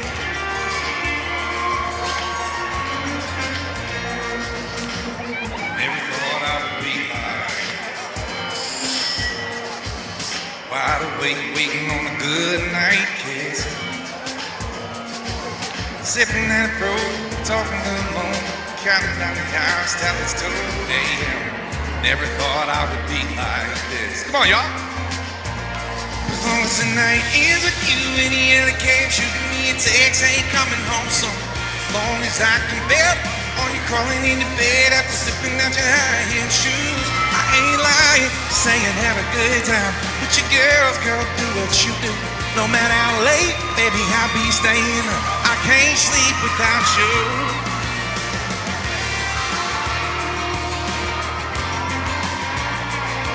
I'll be tossing and turning all night, babe. The smell of your hair on a pillowcase. Even if I tried without you by my side, I'll be dreaming with my eyes open. I'll be tossing and turning all night, babe. Hey!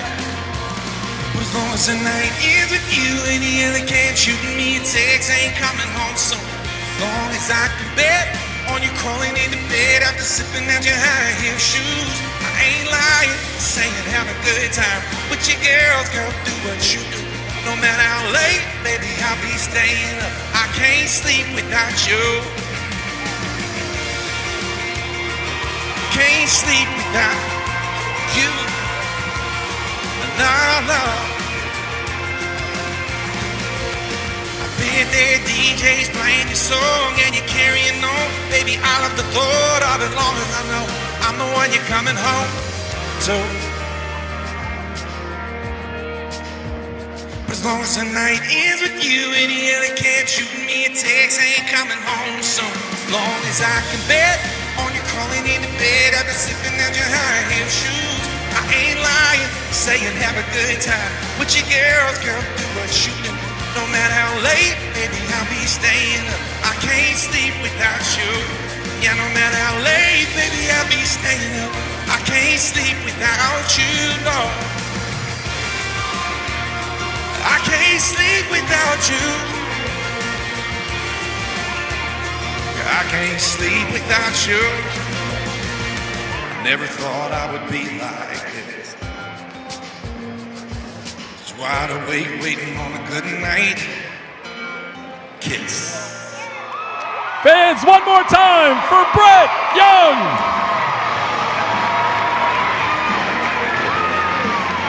How about that from Brett Young? Trades the microphone for a glove. You take a look at his numbers in his series at in his season rather at Ole Miss. Pitched collegiately a couple years at Ole Miss, and for Brett Young, not only a great entertainer, but a guy who thinks that he can add something to banana ball as well on the pitcher's mound, sending a lot of videos the way of the coaches, just during his own music rehearsals, taking time backstage to continue to throw the ball around, and now trying to set down the top of this party animals order. It's Hampton, Hussein, and Skull due up. Comes in for the murderer's row of the party animals. I'll tell you what, I've been watching the videos. He's been getting bullpens in next to the tour bus and the doldrums of concert venues across the country. Guy who turned down pre-draft selection offers from the Tampa Bay Devil Rays at the time and the Minnesota Twins as he falls off the mound. First pitch goes behind the keister of Reese Hampton. Here we go. Brett Young has his banana ball debut.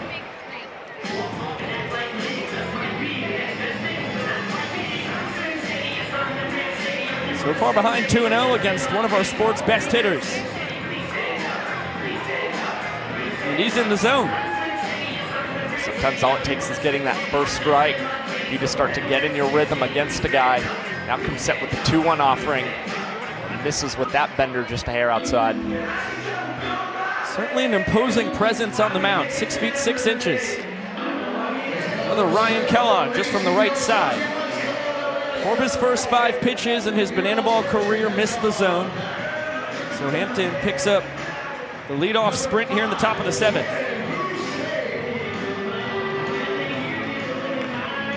Here comes Jordan Hussein, 2 for 3 on the ball game with a double, a single, and a pair of runs driven in. Another impressive night for Jordan Hussein, who's been a plug-and-play guy for the Party Animals all season long. and just continues to prove he should be in this lineup regardless of whether he's manning the third base position or even just in the game as the EH or the DH. As he pops this one in the infield, Jackson Olsen trying to catch this one behind his back will come up empty. But the Bananas still get the lead out at second base. Goes in the books as a 4-6 fielder's choice. No trick play, no trick play missed. Due to the grade 8, able to get the lead runner. Another look as the New Milford, Connecticut native comes up empty on the attempt. No harm, no foul. Now the dangerous Jake Skoll. Off the end of the bat, Meadows in pursuit is going to have to play it on a hop as Hussein hustles up to second. Skoll now 2 for 4 on the evening. Now 3 straight multi-hit games for Jake Skoll, which you also love to see. No strikeouts in that span for the left-hander. Sometimes you can get prone to the K. Jumps ahead of Dalton Cornett. 2 for 3 on the night. Run driven in his last time to the dish. Now 0-2. Young had an impressive baseball career, of course, starting at the University of Mississippi, then Irvine Valley College, finished up at Cal State Fresno, where an elbow injury ended his baseball career. Ziggy trying to grab that one between the legs, freshly inserted defensively at first. It's a trick play missed. It's going to get Cornett up to second, Skoll over to third, and Hussein scores. That's high upside on the trick play there. Obviously easy to be a Monday morning quarterback. And with Brett Young on the mound, probably not the best time to attempt it, as the Party Animals all celebrate the run scoring with the version of the shot ski. So that's the shot 1x4, it looks like, with a couple door hinges in between. That's a sweet device. We should build one of those together. It'd be a great bonding experience for the both of us. Completely agree. I'm gonna find a hotel room with plenty of room for activities. Jason Swan hitting from the left side, 1-1 count on him. Britt Young's song he sang coming out here tonight was Sleep Without You. Pulls at the heartstrings. It's how I feel like every time I get roomed with someone besides you on the road, John. Shank foul, 1-2 on Swan, who will jump back to the right side of the dish. Again, even with Brett Young on the mound, Party Animals not really trying to play around again, trying to put up another one of those innings where they can score multiple runs against the Bananas. And it's Swanee immediately moving into that right-handed batter's box, slapping a single right up the middle to plate Jake Skoll, who gives a little point and nod over to Swanee at first base. Yeah, these guys are not here to give Brett Young the celebrity treatment. The Bananas' magic number to win the season series is at 5. The Party Animals are here to do damage and come away with a W. Pretty cool getting to hit off a country music superstar, guy with over 4 million monthly streams on Spotify. That's all fine and dandy. They're here to win a ball game, to put it simply. And the Alex Ziegler trick play has left the door ajar for him to put up a crooked number here in the top of the 7th. 36 minutes left on the 2-hour timer. That ball high and deep to left. Noah Fisher watching it sail on out of here. Second home run on the night for Fish. Only the 3rd Banana Ball player all time to ever have a 2-homer game. The Banana Ball rookie continues to stay hot. Now with hits in 5 of his last 6 at-bats, came into tonight's game with 2 home runs on the season and has now doubled his tour total. He is currently having a career game for the Party Animals tonight. And there's your crooked number. Fisher to the land of good and plenty. Party Animals lead the inning 5 runs to nothing. As Armando Becerra takes strike 1.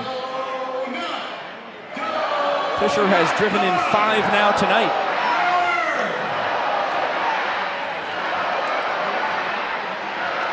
And has doubled his home run total on the tour.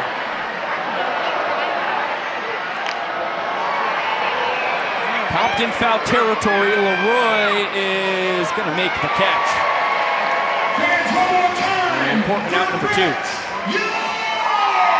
Another really nice play by Bill Leroy here tonight. That one difficult as he was having to battle the lights.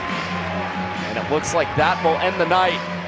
Brett Young coming off the field. It is now DJ the Invader getting out to the mound very quickly to square off against Dustin Baber.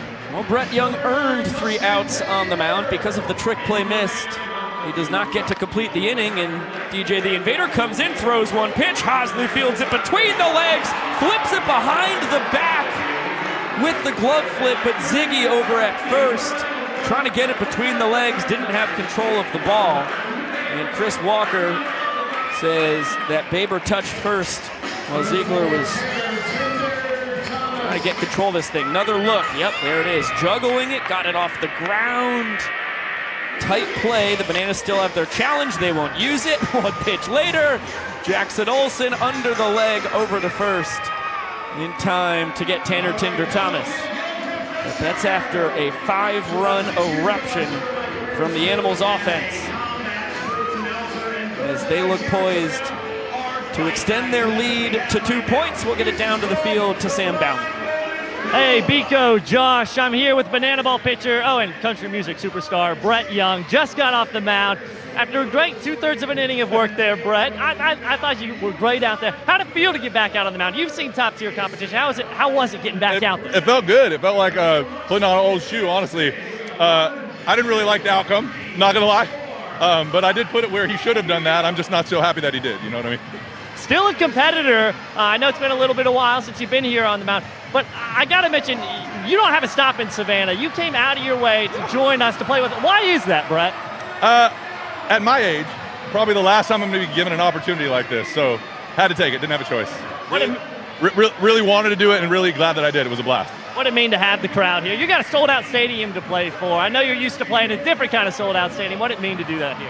Yeah, it's a different kind of adrenaline for sure, but it's a familiar one. You know, it's probably been 20 years, but I remember the feeling. It was like stepping back into my college uni, pretty much. Now, Brett, obviously, when you were coming up, we didn't have the Bananas, but a guy like you, who I can say is multi-talented, who can sing and play baseball at the top level. What do you think if this was an option when you were coming through the ranks? I think this is incredible. I mean, I grew up with in Southern California with the Harlem Globetrotters. For anybody that remembers Matt, it did so many things for the sport, including reminding you that it is fun, you know. And I think that this was something that's been missing for a long time. So I'm glad that it's here. Brett, we're glad you could be here in Banana Land with us. Thanks for competing. Thanks for having fun. Biko, Josh, back to you guys. Brett Young, what a star. Thank you so much, Sam. Thank you, Brett, for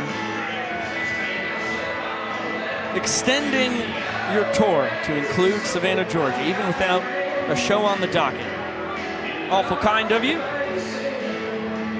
Full opportunity to sit and get to work on the bump once again. 2 balls and no strikes to Eric Jones Jr. Zach Blankenship, the new man on the mound for the Party Animals, with plenty of room to work with. 5 runs of insurance as he looks to nail down the Party Animals' 3rd point of the night. His 4th pitch is his first strike. This is a great situation for Bam Bam to find himself in. He's out on the mound for the 30th time this season, becoming the 3rd Party Animals reliever to that mark. And has struggled a little bit with control as of late. So he's able to iron out a couple of kinks, knowing he has room for error. Nonetheless, speed has been huge for him this season. 3 innings thrown in less than 2 minutes. And unfortunately, he is unable to get the first out in this inning on Eric Jones Jr. as Jason Swan has a difficult time digging that throw from Chase Acuff out of the dirt. It'll go down as a trick play missed for Acuff. I guess so. I agree. At first, I thought Swan couldn't take it out of the air. Once again, similar to the Bill Leroy missed scoop on what was a Kyle Lewig's wild pitch. Bill would tell you he should have got it. Jason Swan makes those picks in his sleep as Alexiadis is plunked here.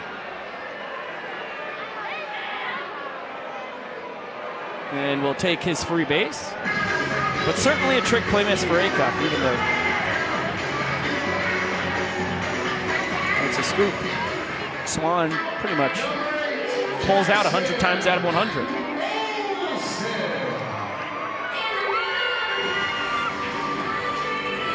Well, don't look now.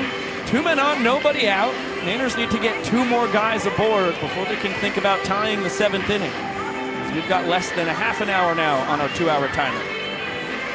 Fortunately for Bam Bam, he's had pretty effective numbers against the lefty and Jackson Olsen. But this one drifts away and over the glove of Reese Hampton in left center field. It'll play Eric Jones Jr. and streaking around right behind him is Reese Alexiadis. A 2-run double in the bottom of the 7th for the Bananas, and still nobody out. Well, Jackie Two Bags is back and better than ever. Now 2 for 3 on the night. That's his 2nd double, 3rd run driven in. Had the walk-off winner in the 4th, the reason why the Nanners have a point. And now he's up to 19 two-baggers on the tour, pacing the Bananas. Pulled away from the tie. He came into the game with EJ, 17 each. Just like that, the Bananas just need 1 more man to reach, and then they can think about tying the inning.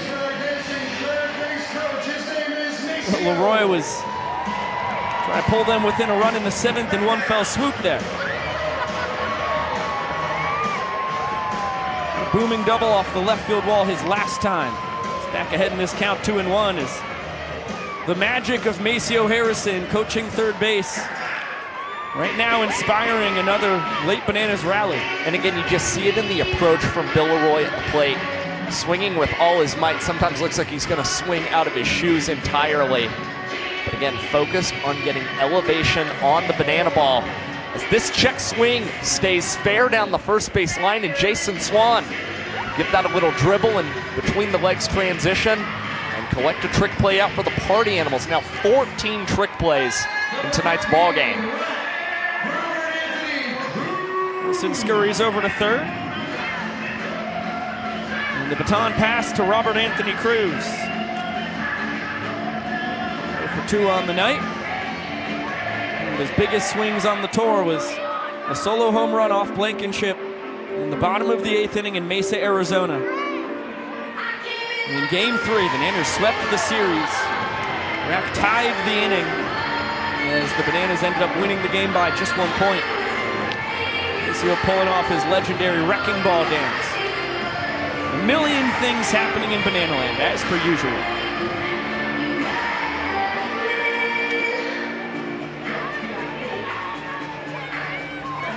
Bam Bam, 1 bad pitch away from bringing the inning-tying run up to the dish. There it is. Olsen's going to score easily. We'll see if Rack tries for 2 bases on the sprint. He does not. That's the prudent decision. He's not the guy that truly matters here as he picks up ribeye 28 on the tour. Now Danny Hosley steps in as the inning-tying run. That was a wise approach from Robert Anthony Cruz. To swing 3-1, that pitch was going to have to be perfect from Zach Blankenship, and pretty erratic all around as he misses this one in the dirt to Danny Hosley on the first pitch. Good scoop by Dalton Cornett, however. This all started with a trick play missed from Chase Acuff at short on a ball that truly should have been picked by Swan over at first.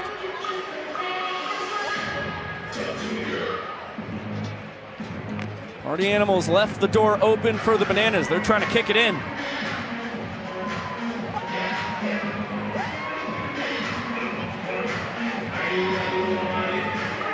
Saw the Bananas rally back late from a 5-run deficit in an inning back in Durham, North Carolina. Against the Party Animals. They were down 5-0, ended up winning it 6-5. Bam Bam wondering where that pitch missed. Vincent Chapman telling him hi. Now he's a ball away from putting the inning-tying run on the bases. Finds the zone, but Hosley destroys it out to left center. Rack's gonna score easily. Hosley's thinking about 3 bases. He's gonna have it with a slide. RBI triple from Danny Do-It-All. And he's 90 feet away from scoring the inning's tying run. Great hustle from Danny Hosley, gunning it for third from the very start. And for Hosley, nobody has hit Zach Blankenship better this season. He's now 5 for 7 against Bam Bam in 2024. And that's going to be it for the man out of Fleming Island, Florida, replaced by Drew Gillespie out of Albuquerque, New Mexico. You take a look at the absurd numbers from the Party Animals closer here in his second World Tour. He's the only qualified pitcher on tour with an earned run average below 2 this season and has not allowed an earned run since the 21st of June. Now tries to come in and nail down a 3rd point for the Party Animals, keep the Bananas from tying up this inning. Infield is in, 2 balls, no strikes on Ryan Cox. Tied for 3rd on this World Tour with his 21 walk-offs. An amazing weapon at the bottom of the order for the Bananas.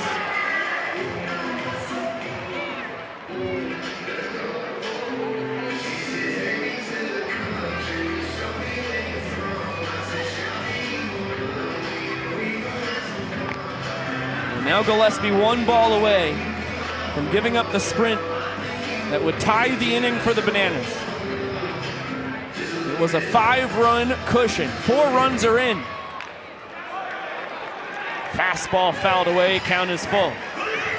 You can hear the Bananas dugout right now, trying to encourage Ryan Cox to continue this battle against Drew Gillespie. The Bananas just trying to ride momentum to tie this inning up, and Cox is able to foul off another one from Gillespie. Now 6 pitches in this plate appearance. Cox is always a tough cookie at the dish.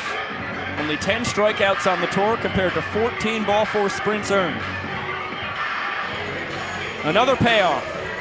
There's ball 4. Gillespie misses in, and it's a 5-run rally for the Nanners in the bottom of the 7th. Cox trying for 2 bases on the sprint. He's going to be out by a mile. Excellent defense there by the Animals as they come up clutch. Keep the inning winning run out of scoring position and off the base paths altogether. One of the most impressive rallies we've seen from the Savannah Bananas this season. But for Ryan Cox, just getting a little too greedy, trying to get in a scoring position. Would have been a much wiser decision to stay at first base and allow the Bananas to use their designated runner in Malachi Mitchell for him to try and then advance into scoring position. Right, you've got a guy with 37 steals and 41 attempts waiting on the bench who can pinch run 1 time every trip through the order. One of the biggest advantages the Nanners have is the former Colorado Rockies and Texas Rangers minor leaguer finds himself behind 0-2. A couple of benders from strikes, 4 strikes from Gillespie. This one off the end of the bat. Swan into foul territory, called off by Baber, who can't make the play.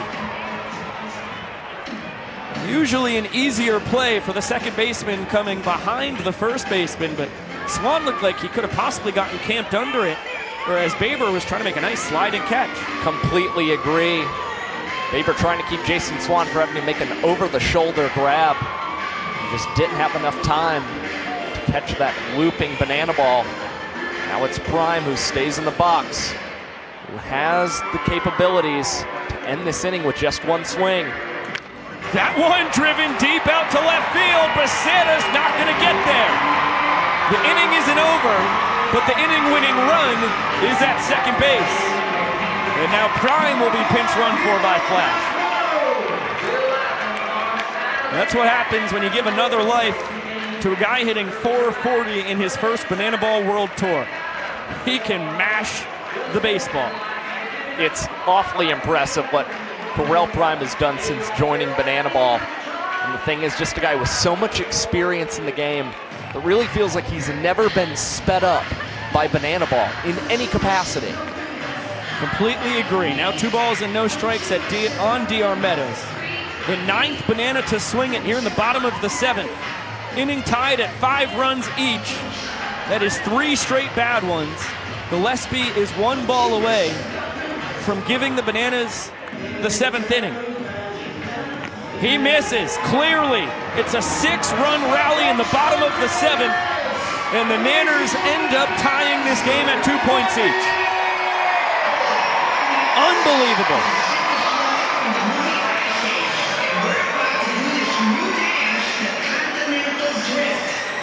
A nightmarish inning for the Party Animals.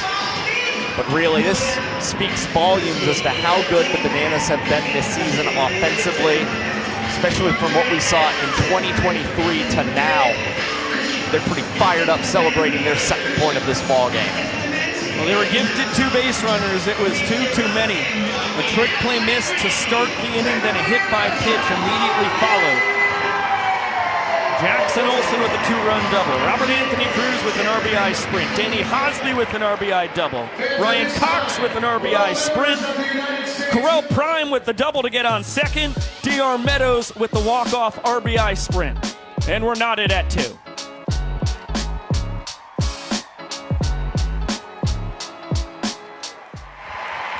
Wow, YouTube. That was just about as epic a collapse as we've ever seen in Banana Ball history. Man, and Gillespie was barking towards the Bananas, I would wager.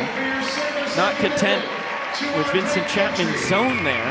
I don't think there was much to argue about in that inning. And even saw Mike Levasis go out after the inning and concluded to have a couple words with Vince as well, but really not too much reason to have qualms with the strike zone there. Not that I noticed. You know, there's always going to be a couple calls that are close, but that was not a Vincent Chapman losing the inning for the Party Animals. That was on them.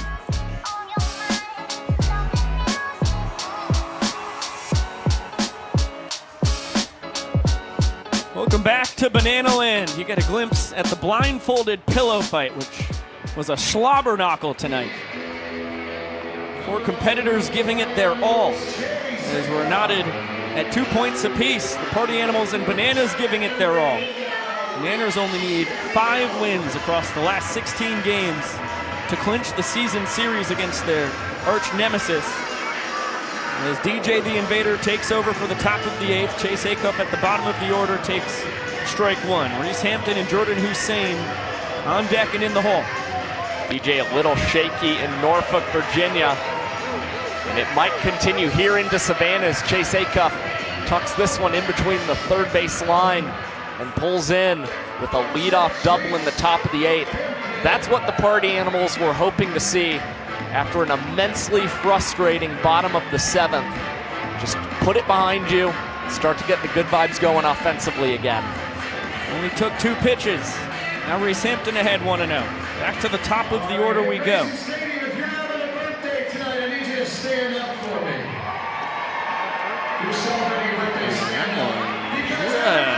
Misses. DJ the Invader barking at Chapman behind the dish. It's one of the toughest jobs in sports. I do not envy our dancing home plate umpire.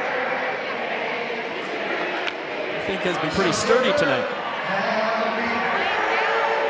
No matter how good he is on any evening, he's going to have people yelling at him from both dugouts. Nature of the beast. As this one chopped over the head of the Invader. Olsen under the leg in time. Impressive trick play from the grade 8 for the first out in the 8th. A ridiculously risky trick play from Jackson Olsen. One where you do not expect him to go under the legs whatsoever. And that stretch from Eric Jones Jr. is what turns that from a trick play missed into Olsen's 86th trick play of the tour. Third of the night for Jackie. Bananas bring the infield in. There's Jordan Hussein, having himself a great night, is always terrific with runners in scoring position. He's consistent professional at bats. He scored a pair of runs, has driven in 2 as well.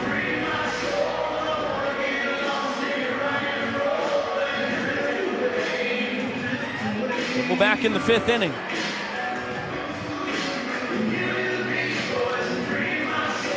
Count 2-2. That one on top of the grandstand.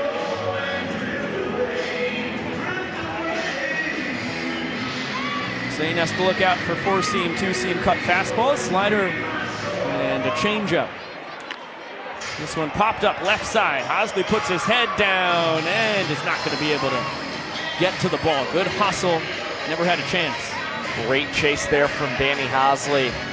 Now the invader trying to get the ball back as quickly as possible to go. Attack Hussein once again is getting another look at that one, just drifting over Danny Do-It-All. Hussein, a very similar hitter to Ryan Cox, just from the other side of the plate. Not a lot of pop, not a lot of strikeouts. And there's the broadcaster's jinx in all of its glory. Jordan trying to check his swing, well, pirouetting out of the way of the pitch. He goes down swinging, confirmed by Chris Walker, the first base umpire. Very awkward looking swing for Jordan Hussein, but the right call made over there by Chris Walker. And tough for Hussein, who striking out less than 10% of his total plate appearances this year. But that one feels pretty costly. It's the otherworldly changeup that the invader has, as this one served the other way. Rack on the run will grab it. Big Skull is retired. And DJ the invader bends but does not break. Gives up the leadoff double. Strands Acuff on third. Gives the Bananas an excellent opportunity to claim their first lead in points of the ball game. We are tied at 2 with only an inning and a half left to go here on NESN.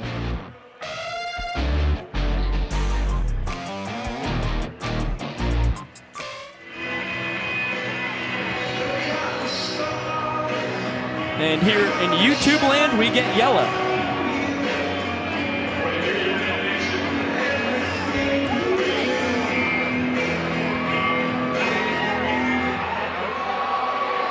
Another beautiful scene from historic Grayson Stadium. Tucked into the eastern corner of Daffin Park.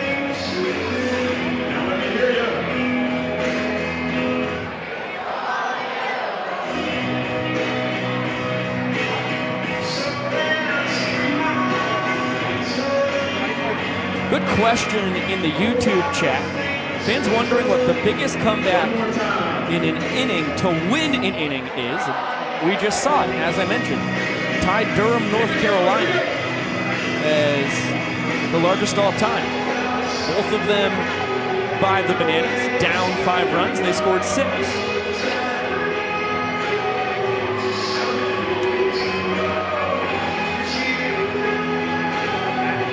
Jesse, I'm sure that makes you feel pretty good, buddy. We love you so much, Banana Nation. Now let's go, Bananas! Thought Jess would have something to say about the historic rally, but generic. We love you, Banana Land works as well.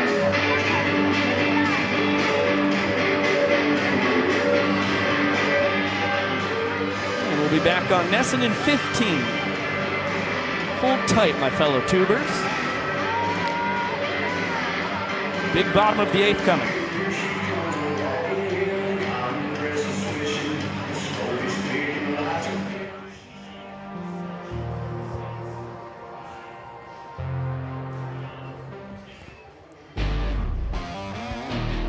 Historic Grayson Stadium turned yellow for the middle of the 8th inning. Drew Gillespie back out on the bump for the bottom half. Big swing and a foul ball from Dan Oberst. 2, 3, and 4 due to swing it. EJ and Alexiadis waiting in the wings. That's a beautiful bender. Just misses the outside corner. All Drew can do is smile. And tip thrust. Johnny Cueto-esque is the count now 2-1. Just trying to see if that winds up in some capacity affecting the timing of Dan Oberst at the dish. Tough batter to get out, but this one is rolled over to Acuff, fields this one with a 360 turn and gather between the legs. The Party Animals now with 7 trick plays in tonight's ball game, and that one the best we've seen from Acuff tonight. The third he's offered up. And not only a huge level of difficulty, that's another wizard-like stop behind the dish from Dalton Cornett on a ball that deserved to be at the backstop with a guy at the dish who's stolen first twice already on the tour.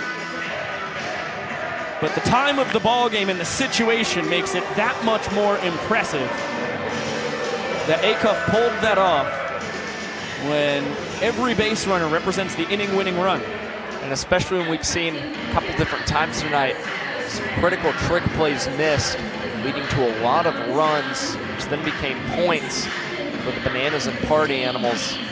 Feels like you've got to pick your spots very wisely. As Eric Jones Jr. takes his time getting back into the batter's box after thinking he might have had extra bases. A 2-0 pitch from Drew Gillespie.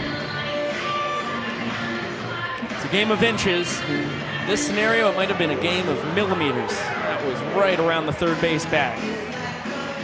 3-1 here from Drew.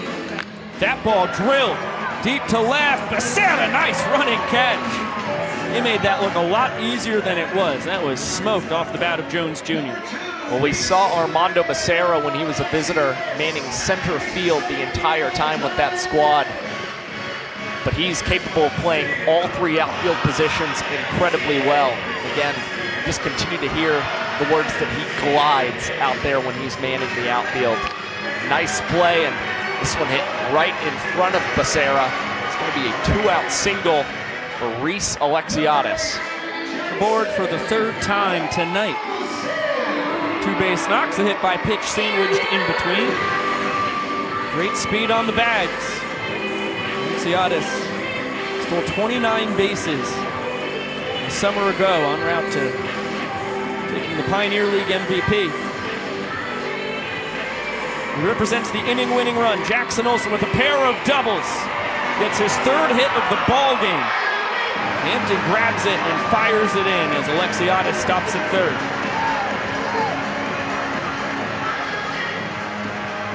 What a night for Reese in the cleanup spot and Olsen behind him in the 5-hole. They've been on base 6 out of 8 times between the two of them with 5 hits. It's a big night for the middle of this Bananas order.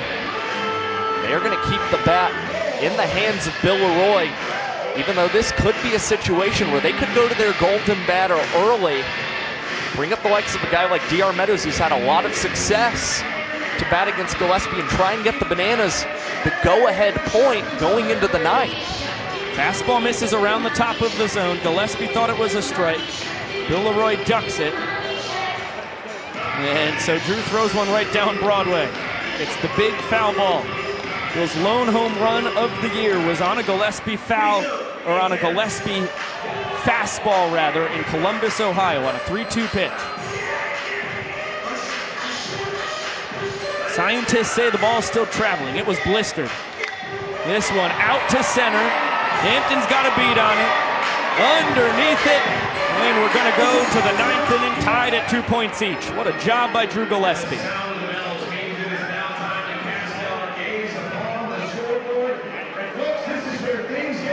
As we head to our final frame with 6.5+ minutes on the clock, you can throw the timer out. Every run scored in the 9th will count as a point. Of course, when you enter tied, that doesn't really matter much, does it? If we end the 9th inning tied, we'll go to tiebreaker showdowns, which has happened few and far between so far here in 2024. And both of these squads still have the golden batter at their disposal. Saw the Party Animals use it each of the last 2 games in Norfolk, Virginia. And we could very well see Jake Skoll, who's used as the golden batter both times a weekend ago, batting for likely Jason Swan, Noah Fisher, or Armando Becerra here in this top of the 9th. Tell you what, I would not have him hit for Noah Fisher, who's 3 for 4 with 2 home runs and 5 runs driven in. I agree. And I would not have him hit for Armando Becerra, who's 2 for 4 and has been putting up great ABs all night. Although, I don't know if I want him hitting for Jason Swan, who's 2 for 3 with 2 singles, 2 runs scored, and 2 RBIs. I think I would keep him for Dustin Baber. do a fifth. But that's just me. There's a reason why I'm in the booth and Vava's down on the field as Austin Krasminski takes over on the bump. Appearing on the mound for the 39th time this season. He is 0-2 here in the month of August, with an earned run average above 12 for the Bananas, surrendering 10 hits to the Party Animals in that span. However, on the bright side, they are still batting just .230 on the tour against Krem. Cruz Monster, a 2017 collegiate Banana, and was signed by the Los Angeles Angels as a free agent that summer. And 4 years in the Angels organization, finished up with a year as a Chicago Cubs farmhand. Has 4, 5, and 6 here, as we've discussed. Cornette, Swan, and Fisher, and Dalton barrels this one. Nice sliding stop, Eric Jones Jr. Between the legs thrice as he steps on first for the out. Are going to their golden battle. Hitting in the place of Jason Swan is their golden batter, Jake Skull!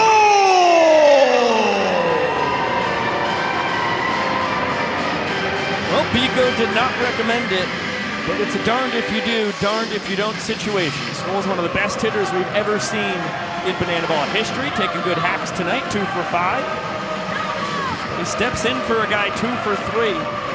Who's already driven in a pair of runs and has been quite possibly the biggest Bananas killer on the tour in Jason Swan.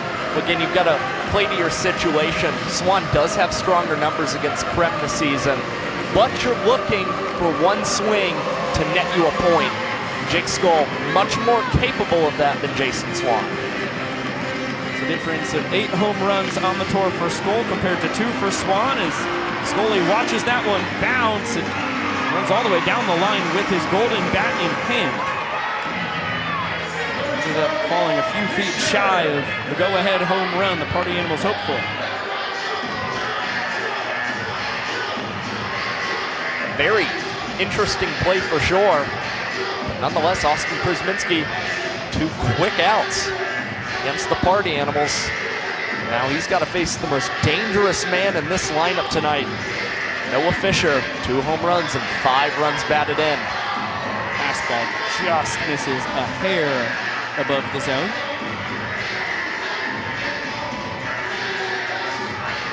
Two balls, no strikes.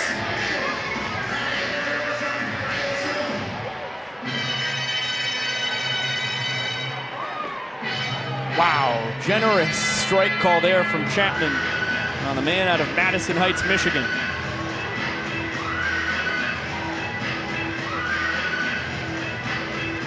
And just like that, it's 2-2. Well, for Fish there, looked like he was expecting fastball the whole way. Just couldn't quite connect with that heater from Krem, who now comes set with the 2-2. That one will sail low. We will see a payoff pitch from Krem to Noah Fisher.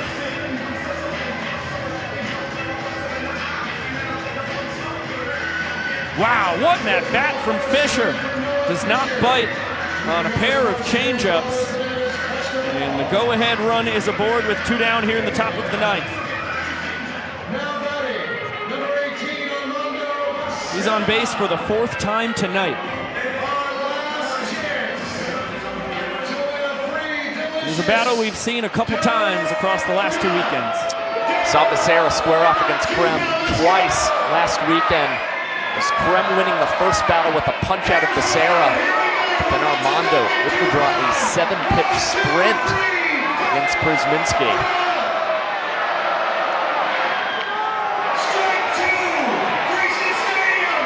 No balls and 2 strikes. This is where things get really tricky. Not only do you feel a lot of pressure in this situation to come through, but you've got the entire crowd in Grayson Stadium still chanting for donuts while you're having to think through your approach at the exact same time.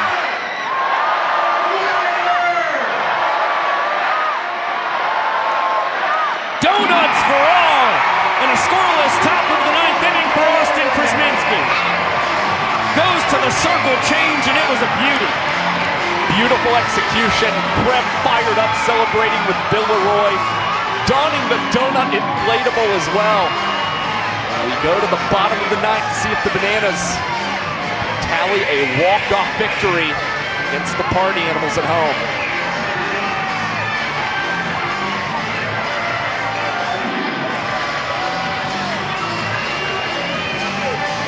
The 366th straight sold-out crowd in Banana Land gets free donuts courtesy of Duncan and Austin Krasminski, fired up coming off the mound. Can't execute on a pitch much better than that. Now it's going to be up to Drew Gillespie to send us to tiebreaker showdowns. They need just one run to walk it off. If they don't, we will go to a showdown. So we need all of your energy here, Savannah, because it all comes down to this. Number 15. 7, 8, and 9 due to swing it for the Nanners. Robert Anthony Cruz, Danny Hosley, and Ryan Cox. The Bananas know Robert Anthony Cruz with a lot of pop in his bat, being all rookies with 6 home runs this year. We will not golden batter for Rack. Keep him in the box as he watches strike one. Surprisingly, Reese Hampton of the Party Animals as the only walk-off home run in Banana Ball history. He was in Brockton, Massachusetts a year ago. Out of the park in tiebreaker showdowns, which ends the game instantly.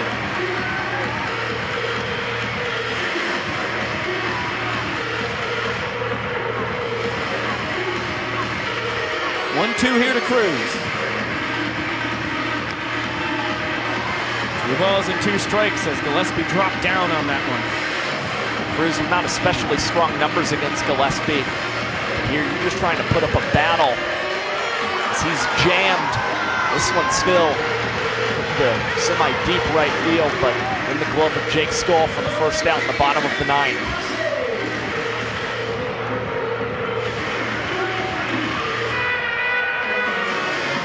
Gillespie came in the bottom of the 7th inning. Danny Hosley was leading off third base with just 1 out. The Bananas ended up walking off the inning. 2 stranded runners at the corners in the 8th. And now Danny serves this one into right. And the Nanners have the inning-winning run on. He's 2 for 4 on the evening. Terrific offensive performance for Hosley, who's a very skilled base runner. Not only a big offensive game for Hosley now, but these hits coming in the late stages of ball games as well. Very clutch plate appearances, and that just so happened to be his first hit of the season against Drew Gillespie. As Ryan Cox will stay in the box, mainly because of the fact he's batting .333 against Drew on the door. Close one there, does not go Gillespie's way. Coxey was looking for his first career Banana Ball homer on the 1-0 offer. Gillespie trying to send us to showdowns.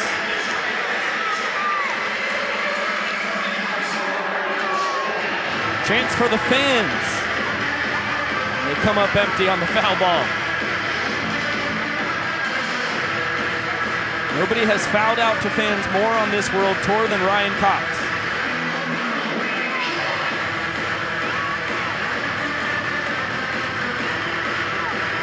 Swing and a miss.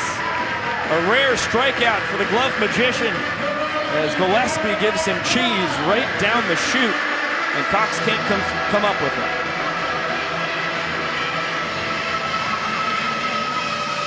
An unfortunate strikeout for Ryan Cox in multiple senses. It's actually the first time in his Banana Ball career he has ever struck out in Grayson Stadium.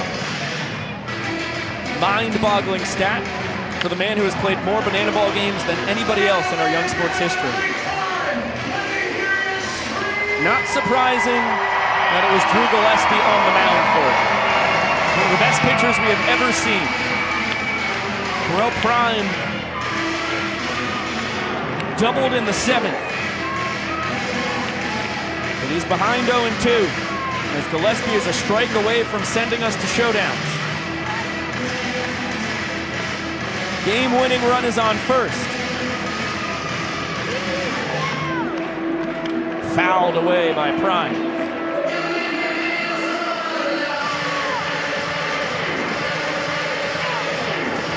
What a moment here in historic Grayson Stadium.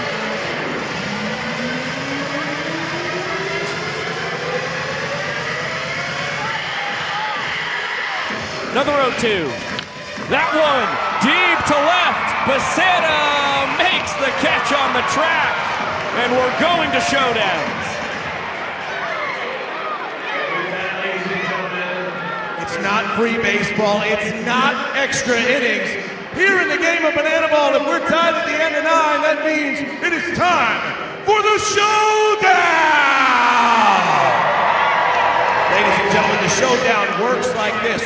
One hitter versus one pitcher with one fielder. The object for the pitcher is to strike their opponent out. The hitter has to score all around the bases. The first team to do so, unanswered by the other team, will win the showdown.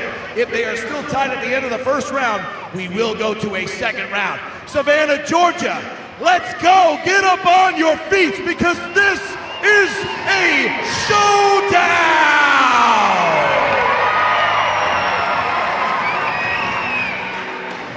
Austin Krasminski will be on the mound. Reese Alexiadis is his fielder who has to keep his feet on the infield grass until the ball is put in play. And now you look at Reese Hampton, who will be first to swing it in showdowns. Jake Skoll waits in the wings if we get to round 2. And Dalton Cornett will swing with the bases loaded if we get to round 3. And of course, nobody historically has been better at batting in showdowns for the Party Animals than Reese Hampton, still the only walk-off home run in showdowns. And if we look at this season, 3 walk-offs in 6 showdown opportunities this season batting for the Animals. It's a race for an inside the park home run. If Hampton leaves the park, the Party Animals win the ball game. He extends his zone there and he's behind 0-2.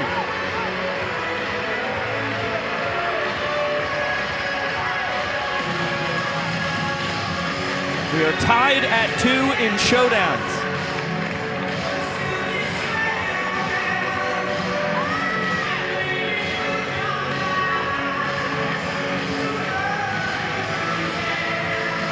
And Reese Hampton strikes out. Austin Krasminski dials up the gas for a huge K. And the Bananas explode out of that dugout to celebrate with Krem once again pounding the chest and fired up about his last outings here on the mound tonight.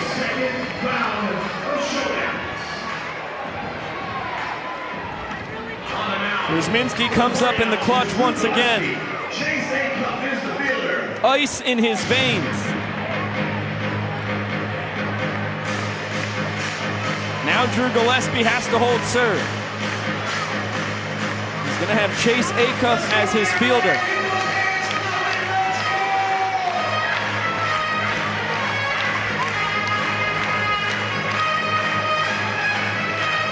Dan Oberst projected to be the man swinging it here with the game on the line for the Bananas. Eric Jones Jr. slated for round 2, while D.R. Meadows will hit in round 3. The Bananas love batting Dan first as the guy who possesses that perfect blend of power and speed offensively. We've seen Dan with 2 walk-offs in 5 opportunities in showdowns this season. 0 for 4 with 4 ground outs tonight. He can forget all that with a showdowns walk-off. This one drilled all the way to the right center field wall. Dan's around second base. Acuff is on his horse. Gillespie out to be the cutoff. It doesn't matter. Dan Oberst is your hero as the Bananas walk it off 3-2 winners. The in Sacramento, California, between the Bananas and Party Animals results in the Bananas' third win this season, coming after showdowns. And once again, it's Dan Oberst, despite a down offensive night, coming up with the big knock at the most pivotal moment for the Bananas. The magic number is officially 4, with 15 games on the schedule. Bananas improved to 7-2 at home here against the Party Animals. 11-3 overall in Grayson Stadium on the year. Here's Bill Leroy. Banana Nation, let's dance! We've got a lot to discuss on the post-game show. We'll let Bill celebrate with the boys before then. Tomorrow night we'll be on True TV, 7 p.m. Eastern. And you can catch us once again on the Savannah Bananas YouTube page. Bananas win it 3-2 in a game that they never led until they won it all. We improved to 43-25, 31-22 against the Animals. Here's Bill to shout out his teammates. Ladies and gentlemen, it is now time to meet your winning squad. Infielder Dalton Malden with entertainers Malachi Mitchell, Alex Ziegler, and Maceo. Coming down next, our starting pitcher from Richmond Hill, Georgia, Cowboy Kyle Louise. And myself, Bill Leroy. And next, we have our pitching staff. Ethan Scooge, Austin Krasminski, DJ the Invader, Jared Donaldson, Ryan Kellogg, Andy Archer, Noah Nisnik, and Zach Phillips. And now for the boys that do it all, our utility players, Eric Jones and Danny Hosley. And the boys in the infield, Jackson Olsen, Ryan Cox, Corral Prime, KJ Jackson, and walking the game off, Danny Oberst. For the boys in the outfield, DR the Doc Meadows, Reese Alexiadis, Rack Robert Anthony Cruz, Ty Jackson, and Michael D. Our coaching staff, Adam Byron, Ray Ortega, and Tyler Gillum. The tallest man in sports, Dakota Stilts Britton.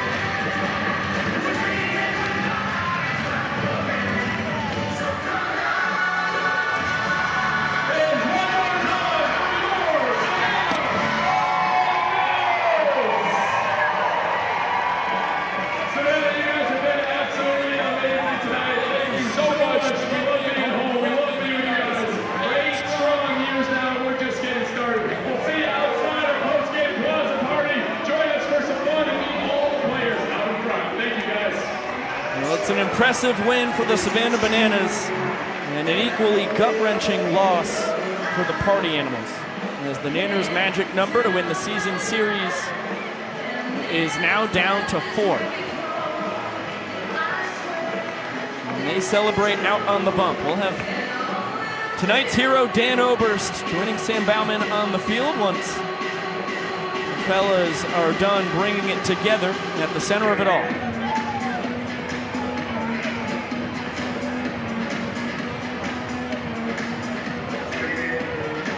Dan Oberst sans shirt, as he so often is.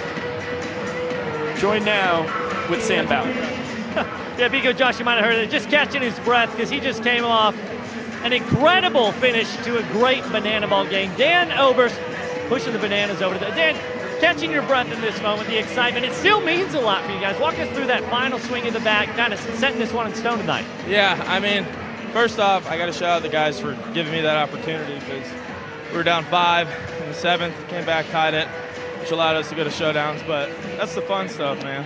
They came up to me and put a camera in my face, and I just winked, you know. Those are the moments we live for, so I was just happy to be up there, and it worked out. Well, Dan, talk about the resilience. Yeah, you guys, as Biko and Josh mentioned, you never led the game until your final swing of the bat as you stepped across home. You guys were down 5 runs in an inning. Talk about the resilience of this Bananas team this year. Yeah, I mean, that's kind of been our motto the whole year, to be honest. Go back to February, we got swept to open up the year. But, our goal is just to play hard. When everyone leaves here, they should say it was a great show and those guys played hard, so it's kind of our motto. Dan, I know you guys probably don't like to look ahead, but 4 games away from closing this one out. Party Animals, of course, winning the tour last year. Is that a number you guys have circled going into this final stretch of games? No, we're not really looking at a number. Our job is to put on a good show, so I think we got 15 or 16 left, so we're just going to put on a good show and keep playing hard. What a show Dan Oberst and the guys in yellow put on tonight. Dan, go celebrate, go catch your breath a little bit. Dan Oberst, a legend here in Banana Land. Biko, Josh, back to you guys. That's putting it mildly. Thank you so much, Mr. Sam Bauman. Welcome back inside. Thanks, Dan, for joining us on the postgame show with Josh Talevsky, Biko Scala. Thank you all so much for spending your Thirsty Thursday with us here watching Banana Ball on NESN and the Nanners YouTube page. This is a game that the Party Animals led from the 2nd inning on, was tied after the 4th, but then it looked like they were going to lead 3-1 after they scored 5 runs in the top of the 7th inning. A trick play missed to start the frame, a hit by pitch. All of a sudden, the Bananas bats come alive. They win the inning, tie the game, and take it in showdowns. Well, they fared very well against Brett Young, who came into this game. Of course, you felt like the exclamation point was going to be that 2nd home run in the ball game from Noah Fisher. And then going into that bottom half of the inning, unfortunately, not great stuff from Zach Blankenship, who's had a really tough time out on the mound as of late. And you've also got to credit the Bananas for what they were able to do in that 7th inning. 3 extra base hits against Party Animals pitchers in that bottom of the 7th, and they were also aided by a hit by pitch and 2 ball 4 sprints at the same time. And from there, you just continued to hear noise and energy out of that Bananas dugout. They did not allow themselves to get down in any way, kept the energy and the momentum going their way. And of course, you saw Austin Krasminski, a really great 9th inning. Of course, the Bananas unable to score in that bottom half. But once again, it's Grem facing off against one of the greatest batters in Party Animals franchise history, Reese Hampton, getting the strikeout on 4 pitches. And for Krem and how much he's struggled recently here in the month of August, that had to be quite the sigh of relief for him. A massive night for him to hopefully start riding the ship the rest of this World Tour.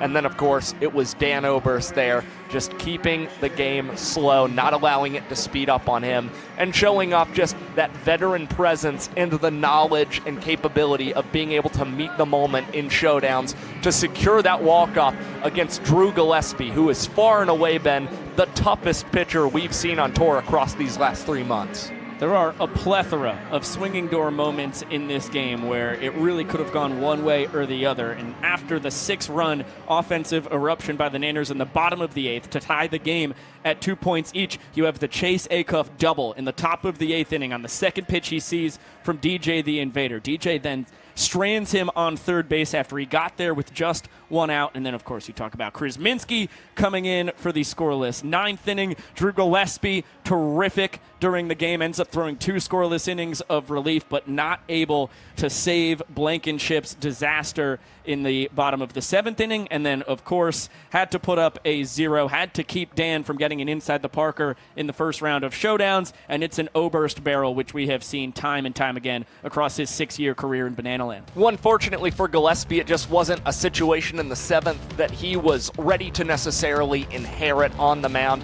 having to come in without really throwing any warm-up pitches. And I think that's where you saw the struggle that led to that Bananas walk-off. From there, dialed in as always, and then it comes down to showdowns where you're really not sure what you're ever going to expect. And again, it was just a better piece of hitting from Dan Oberst in the end that led to this Bananas victory, who are now 11-3 playing in Grayson Stadium this year. Impressive stuff from this Nanners squad, who, as Dan mentioned, started the year by getting swept out of Tampa, Florida by this Party Animals team, and boy, have they turned it around since then. Dropped this past weekend, 2 out of 3 in Norfolk, Virginia. The Party Animals got to take Old Dominion, but now the Nanners once again dominant in Grayson Stadium. And even if Dan and his teammates are not paying attention to the magic number, we are, because that is our job here. It's down to 4 with 15 games to play. We'll be back in action tomorrow night, once again on the Bananas YouTube page, as well as True TV. It will be 7 p.m. Eastern to kick that broadcast off. Before we shut this thing down here on NESN and YouTube, we do have to shout out the cast and crew that made it all possible. And it starts on the first base camera with Emerson Elmgren, the Iron Horse of BTV. Across the diamond, that would be Lexton Fowler on the third base cam. On high home, Arch Pongle. Some call her Pingle. We call her Pongle in Bananas television land. On the low home camera, Keegan Woods, the best in the biz. On high first, Sophia Peach dominating out there. On the wireless cam, Clayton Franklin getting some very creative shots. Excellent work, Clay Pimp. And on the fan cam, Justin Gordon getting some POV shots from the 5,000 plus here on hand in historic Grayson Stadium. Thank you so much to our utility, Nick Keldy, getting Reese Hampton mic'd up and doing a plethora of odd jobs behind the scenes. That is Mr. DJ Squints and Cowboy Kel Diggity to you. And with a brand new nickname. Josh, do you happen to remember it?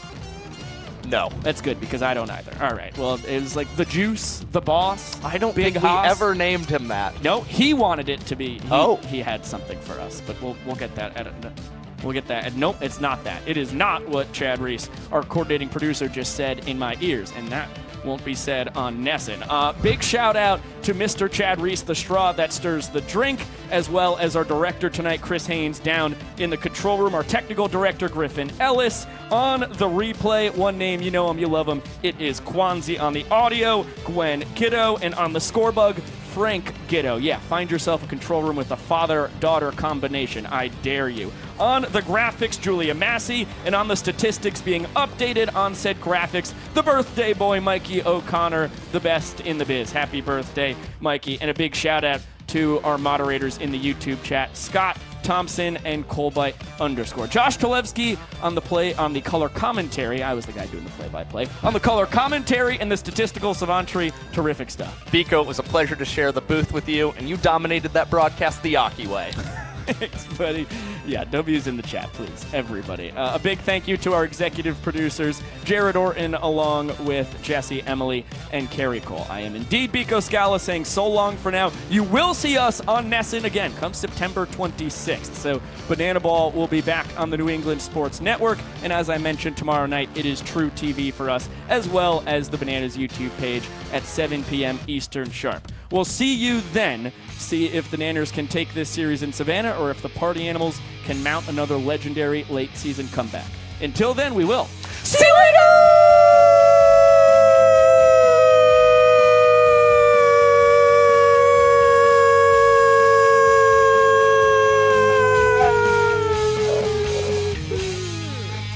Showdowns, yes!